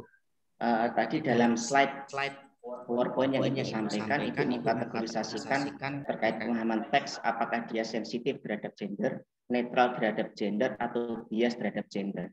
Pertanyaannya sederhana, Ibu, bagaimana kita bisa melakukan kategorisasi bahwa pemaknaan atau pemahaman atau penafsiran terhadap teks itu sensitif atau bias? Itu kategorisasinya seperti apa? Kenapa? Karena kadang kita sendiri, saya sendiri ketika melihat misal ayat Al-Quran, itu ketika dikomparasikan seakan itu ada kontradiksi. Misal tadi yang Ibu sampaikan ayat masalah poligami. Masalah peminan saya masalah surga. Tapi kalau kita lihat lanjutan ayat, fa'in khiftum ala ta'dilu fawahidah. Saya memahami bahwa adilan itu adalah elemen dasar orang melakukan poligami. Tapi tidak lain atiku antak dilu baina nisaikum walau harastum. Itu lan nahi walan tastatiu, dan tidak akan kamu bisa berbuat adil. Nah, dari sini saya justru memahami konsep awal Islam itu monogami, bukan poligami. Apakah seperti itu dikatakan sensitif gender atau bagaimana? Sehingga perlu menurut saya parameter yang jelas. Atau misal Fatimah Mernisi seingat saya pernah menyampaikan mengkritik keras salah satu perawi hadis yaitu Abu Hurairah. Beliau mengatakan mayoritas hadis-hadis misoginis itu riwayatnya adalah Abu Hurairah. Menurut dia, katanya, kenapa? Ya karena Abu Hurairah itu menurutnya secara pribadi ada semacam kelainan, tidak bisa dekat dengan wanita. Kritiknya ini bagi saya juga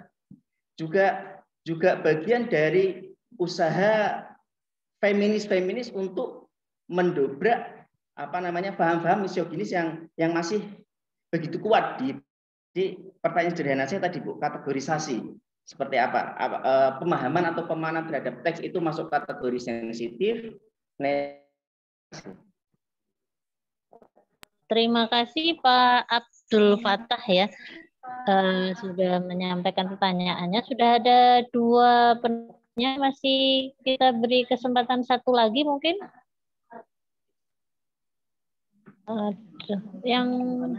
Yang online adakah yang raise hand?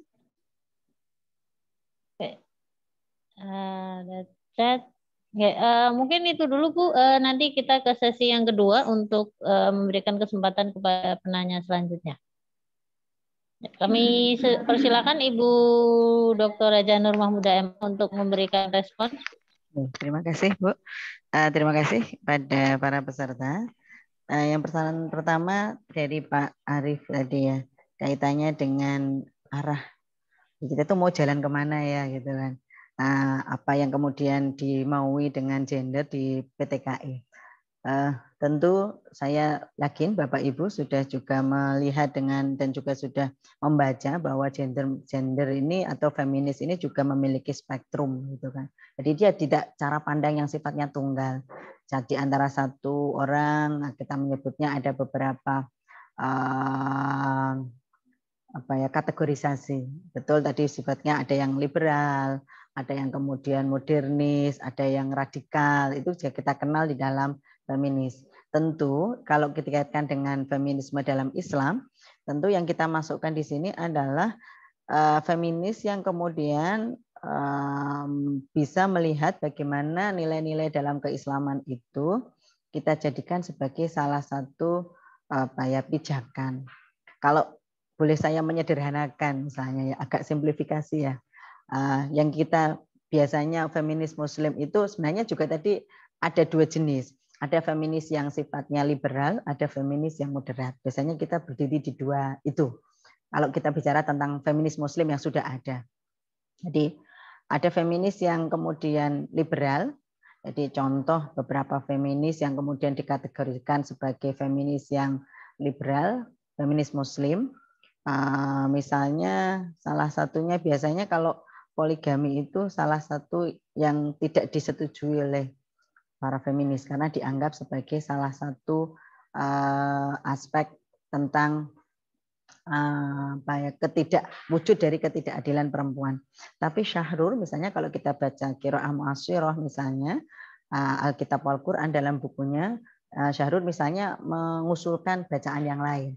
Poligami itu ya boleh, tapi poligami itu kan misalnya tadi fankihu ma tabalakum minan nisa'i masna wa thulatha ruba' wa in khiftum alla ta'dilu fawahidatan aw ma malakat aymanukum dzalika adna alla ta'ulu. Jadi dia pakai ayat yang terakhir.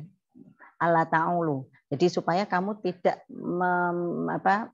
memiliki beban yang sangat banyak yang kemudian membuat kamu tidak bisa memberikan keadilan. Salah satu formula yang ditawarkan oleh Syahrul itu adalah poligami itu boleh, tapi syaratnya satu, yang dinikahi adalah janda. Bukan yang lebih muda gitu kan ya, yang sudah punya anak. Karena itu meringankan beban dari perempuan yang sudah memiliki anak gitu kan. Jadi karena bertambahnya anak itu memberikan beban secara psikologis, memberikan beban secara finansial ya, materi yang kemudian itu dikhawatirkan bagi perkawinan poligami itu tidak adil. Maka di Al-Qur'an disebut begitu. Misalnya Syahrul. Syahrul juga misalnya dia juga mengenalkan tentang aurat. Biasanya kan kita perempuan kan suka diatur-atur ya. Bajunya harus begini gitu kan, harus menyesuaikan. Kalau baju begini ini tidak Islami, telepon aja harus diislamkan gitu kan. Apalagi ini perempuan pakai bajunya gitu. Jadi konsep tentang aurat perempuan yang di dalam Al-Quran itu juga masih debatable. Yang disebut aurat itu batasnya dari mana ke mana. Itu kalau kita baca tafsir itu bisa 1 minggu juga tidak selesai diskusinya. Artinya itu di Syahrul itu dia juga lebih liberal lagi. Artinya dia mengatakan ada aurat yang sifatnya aurat yang besar gitu kan ya. Jadi yang perempuan itu dianggap karena dia punya teori hudud, ada hadul adna, ada hadul a'la, ada batas atas, ada batas bawah. Batas atasnya itu perempuan tidak boleh tertutup semuanya. Justru kalau pakai niqab itu termasuk menurut Syahrul itu sudah melewati batas. Karena perempuan harus tetap terbuka. Karena di hadis itu kan disebutkan Nabi suatu ketika berbicara kepada Asma, perempuan itu tidak boleh perempuan itu bisa memperlihatkan wajah dan tangan, telapak tangan. Kalau justru wajah dan telapak tangannya tertutup berarti itu melawan atau melewati had. Itu misalnya. Nah, tetapi dia hanya memperkenalkan bahwa perempuan itu kalau pakai baju yang sudah menutupi bagian-bagian yang dia menyebutkan bagian-bagian tubuh perempuan di atas bagian-bagian yang vital perempuan itu dianggap sudah melakukan sudah menutupi, sudah memenuhi aurat perempuan. Jadi yang dilakukan oleh orang-orang Indonesia ini sudah memenuhi yang meskipun tidak berhijab ya atau tidak berjilbab gitu ya, itu tidak menggunakan kerudung itu sudah memenuhi, tidak kaitannya dengan menutup menutup rambut itu sudah dianggap sebagai aurat, menutup aurat misalnya. Jadi contoh tadi lagi misalnya ya orang-orang seperti Fatimah Mernissi, kemudian Rifat Hasan itu masuk kategori feminis-feminis yang liberal misalnya. Jadi kalau kita di beberapa PTKI nampaknya ya sebenarnya PTKI kan kita di lingkungan akademik kemudian kita bisa menimbang mana yang kemudian menurut kita memiliki argumentasi yang sahih dan juga perlu kita pertimbangkan. Tetapi secara umum kalau saya melihat PTKI ini berupaya untuk mengambil sikap bagaimana memahami teks keislaman dalam relasi laki-laki dan perempuan yang moderat. Jadi jalan yang diambil adalah yang moderat. Jadi contoh misalnya saya menyebut beberapa nama, misalnya Kiai Hussein Muhammad misalnya, Fakihuddin Abdul Qadir, kemudian Nyai Nur Rofi'ah, itu beliau memposisikan bagaimana kemudian melihat Islam teks-teks keislaman itu dengan kacamata yang moderat. Artinya tidak yang kemudian liberalisme, yang kemudian dan sebenarnya kalau kita gender itu juga banyak. Misalnya melihat prostitusi perempuan, itu ada yang mendukung juga. Nah, artinya mendukung para perempuan itu punya hak. Dia mau ini yang barat ya.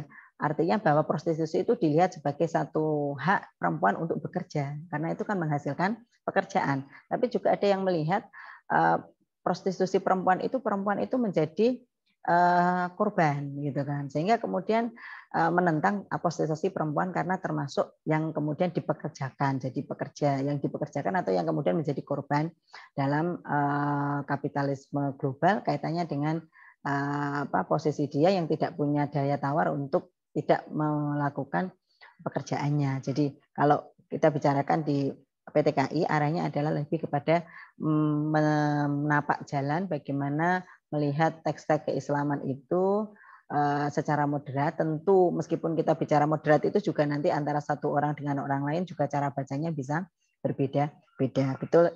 Tadi terima kasih tambahan Pak Arief, betul bahwa sejak zaman Nabi Muhammad itu para sahabiah itu sudah juga banyak berbicara gitu kan. Para ummul mukminin termasuk juga Sayyidah Ummu Salamah itu juga sangat keras berbicara dan sangat banyak disebutkan bahwa kan ayatnya di dalam kalau kita bicara tentang ulumul Quran itu disebut ta'addudul ayat, jadi ayat yang kemudian turun secara berulang, kemudian sababnya itu satu itu kan. Protesnya Ummu Salamah itu menimbulkan beberapa ayat. Tadi yang sudah dibacakan fastajabalahum rabbuhum, ada ayat lain innal muslimina wal muslimat wal mu'minina wal mu'minat dalam surah Al-Ahzab. Kemudian juga wala tatamanna ma faddalallahu bi ba'dakum ala ba'd, itu kan juga banyak. Jadi satu sebab tapi menimbulkan banyak, atau Allah kemudian merespon dengan beberapa ayat. Betul. Terima kasih.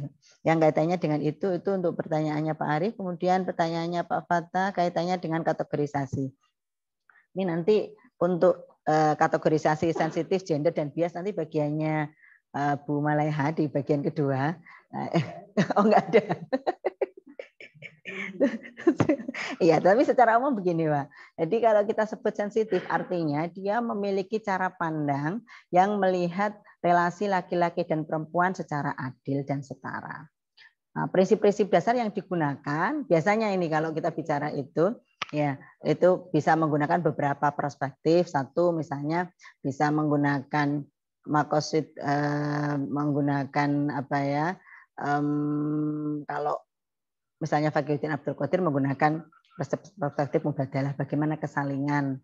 Jadi antara tadi misalnya ayat tentang hadis tentang laki-laki mengajak istrinya tidur, itu ya sama juga sebenarnya. Kalau istrinya mengajak tidur itu ya sama aja gitu kan, kesaling gitu loh maksudnya. Jadi ada kesalingan. Perempuan itu nusyuz, bahasa Jawanya pure gitu ya. Laki-laki juga bisa nusyuz sama gitu kan. Jadi ada kesalingan antara laki-laki dengan perempuan, sama-sama memiliki hak dan kewajiban yang kemudian diakomodir di dalam Al-Quran dengan hak yang setara. Misalnya bisa menggunakan itu, atau kalau saya seringkali itu menggunakan parameter satu aspek-aspek yang harus dipenuhi oleh pemahaman kita terhadap ayat. Apakah yang pertama aspek itu memberikan keadilan? Yang pertama keadilan, jadi aspek adalah keadilan yang diterima oleh laki-laki dan perempuan. Nanti kalau keadilan diterima oleh laki-laki dan perempuan itu keadilan yang mana? Kan kita nanti bicara itu nanti pinjem teori gender.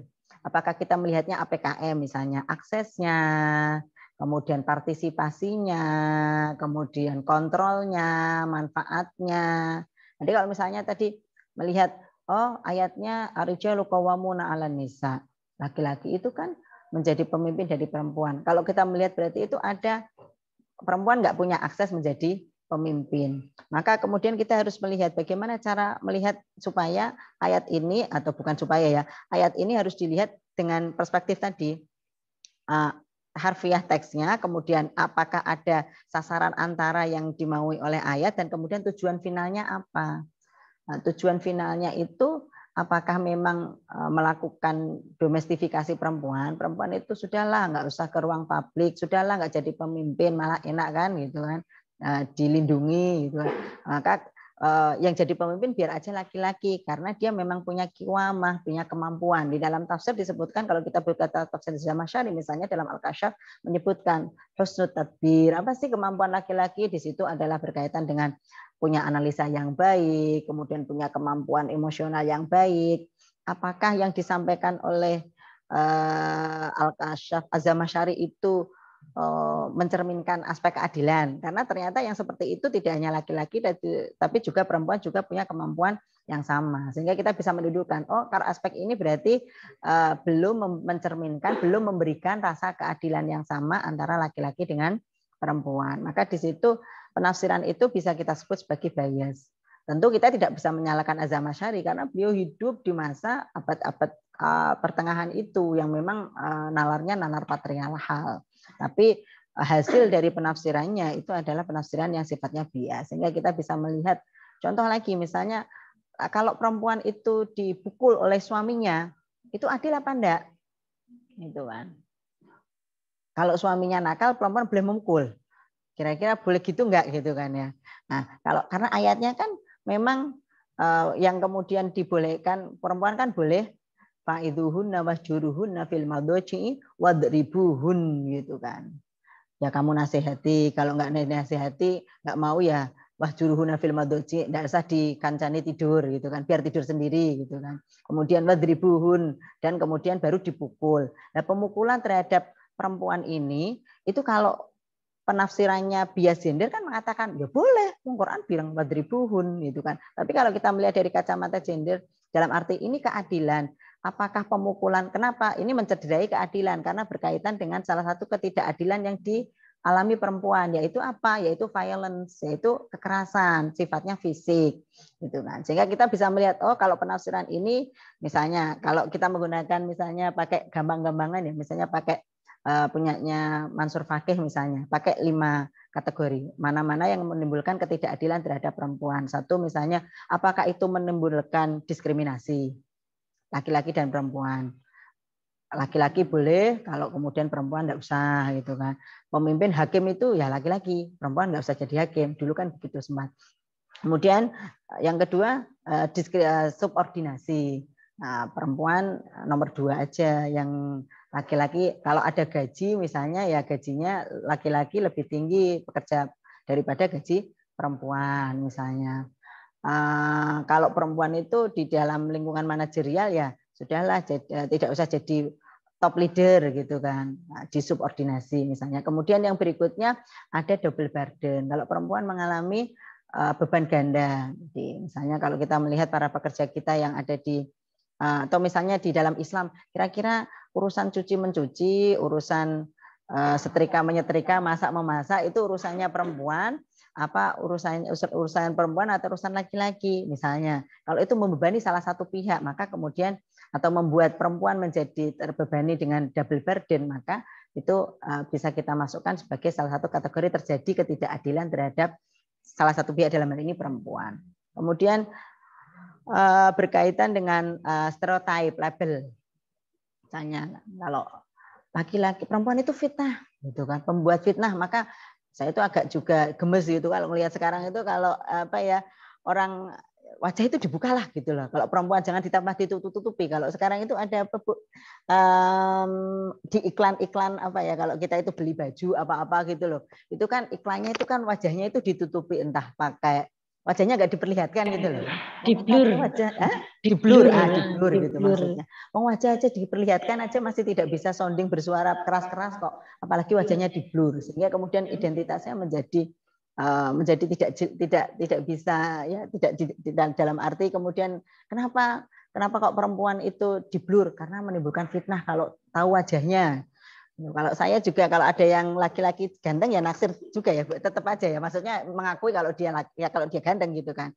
Nah, kan saya yakin bapak-bapak juga Mbak itu imannya cukup tebal gitu kan ya, meskipun ada yang cantik kan istrinya di rumah lebih cantik kan gitu ya. Jadi kan enggak kemudian dijadikan sebagai perempuan sumber fitnah, maka wajahnya tidak perlu ditampilkan, perlu ditutupi. Itu karena dianggap sumber. Jadi itu stereotip, pelabelan jelek gitu kan, pelabelan negatif. Kalau kita nanti mengajar misalnya perempuan belakang aja, mengganggu nanti kalau di depan gitu kan. Tidak konsen. Kenapa mahasiswanya? Ngelihat mahasiswi. Loh, yang salah siapa? Yang disalahkan siapa kan gitu kan. Ya, mestinya dididik yang tidak bisa itu kan. Kadang-kadang sebenarnya mahasiswa mungkin protes juga. Saya itu kuat iman kok Pak gitu kan ya. Enggak apa-apa ada mahasiswi di depan saya biasa aja gitu kan. Jadi itu labeling gitu kan. Kemudian yang terakhir violence gitu, ada kekerasan gitu kan. Selama kalau misalnya ada kekerasan, entah itu nanti kekerasan sifatnya fisik, kekerasan sifatnya seksual, nanti ada sesi yang kedua dengan Bu Dr. Ani nanti kaitannya dengan kekerasan berbasis gender di perguruan tinggi. Jadi selama kalau mungkin saya menggunakan yang gampang lah, kita lihat kalau penafsirannya itu kok aman dari 5 tadi ya itu ya, sensitif lah gitu. Tapi kalau penafsirannya kok kemudian itu bersinggungan atau kemudian menimbulkan salah satu dari 5 tadi, ya itu salah satu ciri penafsiran yang sifatnya bias gitu. Itu untuk mungkin agak simplifikasi ya, tapi itu salah satu indikator yang agak lebih mudah untuk kita melihat bagaimana penafsiran ini kita anggap bias atau kita anggap sensitif. Begitu, Bu Lina, masih ada waktukah? Oke, kita masih ada waktu sekitar 10 menit. Kalau masih ada pertanyaan, baik yang online maupun offline, saya persilakan. Yang online bisa pakai menu raise hand. Oke, belum ada ya. Belum. Yang offline juga bisa raise hand. Dua-duanya bisa pakai raise hand. Ya, ada satu pertanyaan kami persilakan. Silakan nanti diperkenalkan diri dulu ya, karena ini sepertinya wajah-wajah baru semuanya. Oke, silakan.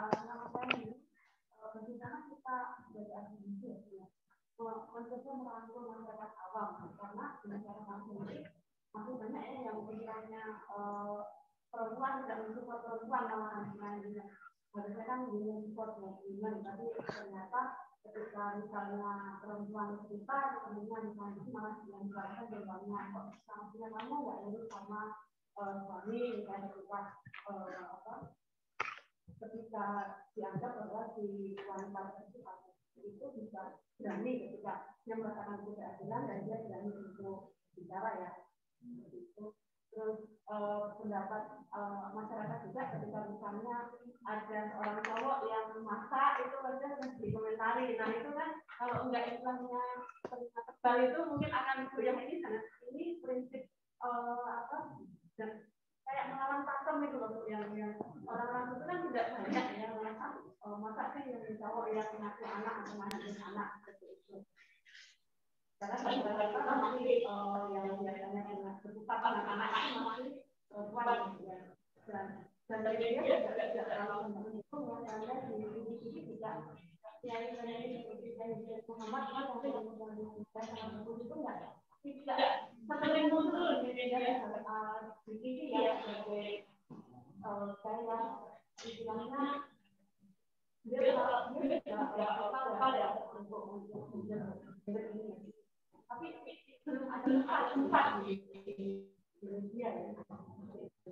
Saya ini masih yang lain sama-sama saya di Indonesia juga ketika kasus yang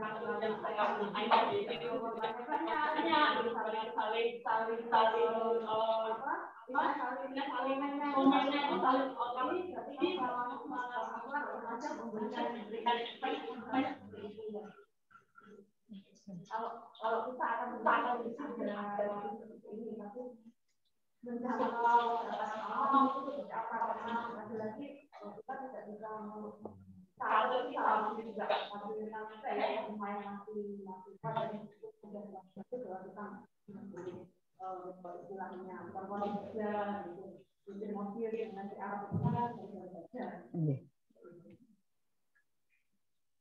Ya, terima kasih Bu Nining. Baru saja ada pertanyaan dari Bu Nining untuk teman-teman yang offline. Jadi dari teman-teman yang offline, yang online mungkin belum mendengarkan.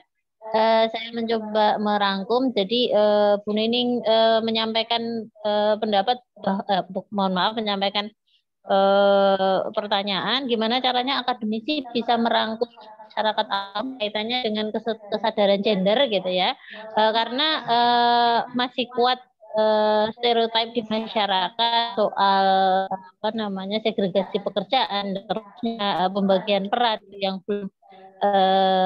belum mencukupi kesadaran gender. Kemudian justru yang terjadi bukannya perempuan support perempuan, tapi justru perempuan bukan apa ya, justru tidak mendukung ya sesama perempuan. Kemudian juga ada problem soal keberpihakan media yang belum memberikan ruang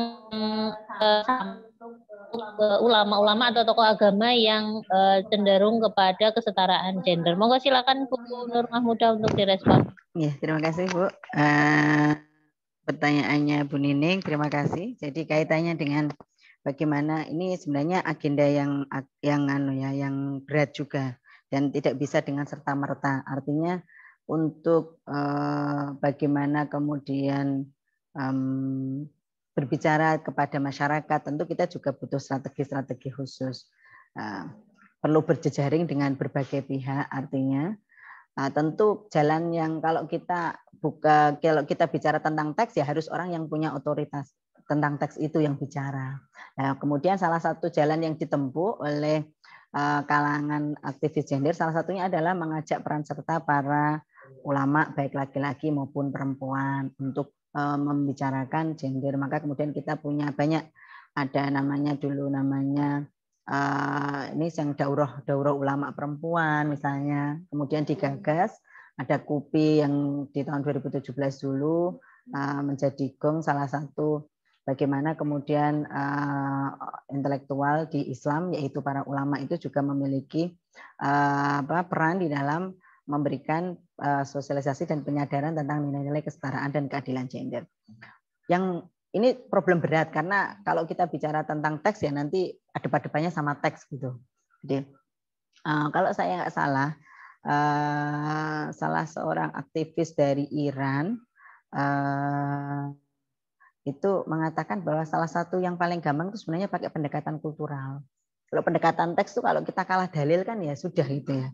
Dalilnya sana lebih banyak, hafal hadisnya lebih banyak, hafal Al-Qur'annya lebih banyak gitu kan.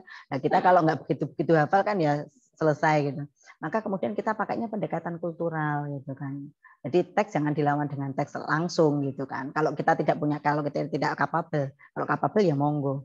Tapi memang harus ada yang berdiri di ruang itu, istilahnya berbagi peran lah. Harus ada yang punya peran bekerja di teks gitu kan. Kemudian mensosialisasikan teks-teks yang ramah, yang kemudian adil gender. Nah, maka orang-orang seperti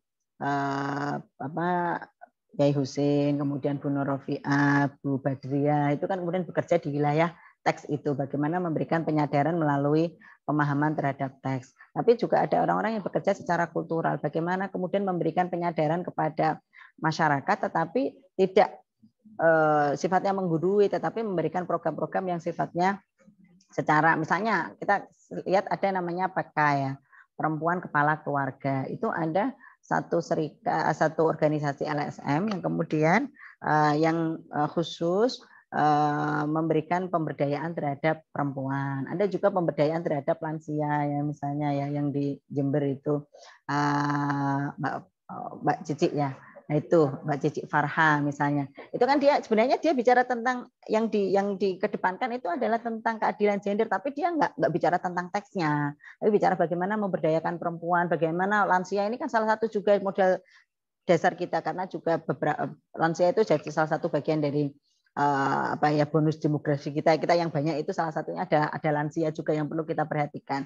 Nah, ketika lansia ini diberdayakan, kemudian juga memiliki banyak kiprah di masyarakat, maka biasanya kita secara kultural mungkin bisa menggunakan lembaga-lembaga yang ada di sekitar kita, berjejaring dengan misalnya ada di organisasi melalui Fatayat, Nasyiatul Aisyah, atau menggunakan yang organisasi-organisasi di sekolah atau di perguruan tinggi itu bicara dari aspek secara kulturalnya, artinya isu-isu dimasukkan, tapi kita tidak selalu bicara itu isu gender enggak gitu kan. Tapi kita mengusung isu sebenarnya isu gender, tapi kita usung dengan smooth gitu ya secara halus, karena kadang-kadang resistensi itu tinggi kalau kita bicara jadi kita ya, langsung kajian gender itu kan orang nggak enak gitu kan ya. Kadang-kadang kita pernah punya pengalaman PSGA dulu kan kita masuk juga ke pesantren-pesantren dan mereka welcome gitu. Tapi kalau kita bicara nanti langsung pengaruh selamatan gender di pesantren mesti kayak ya nggak enak lah ya. Ya kita sowan, kemudian kita mau berbincang tentang perempuan, nah, nanti baru masuk gendernya gitu. Tapi kemudian itu strategi aja, strategi secara kultural supaya merangkul, supaya kita tidak mengalami resistensi yang tinggi. Dalam keluarga juga gitu. Kalau kita gontok-gontokan, misalnya banyak keluarga-keluarga yang pesantren misalnya, banyak pengasuh-pengasuh yang kemudian masih mainstreamnya masih bias.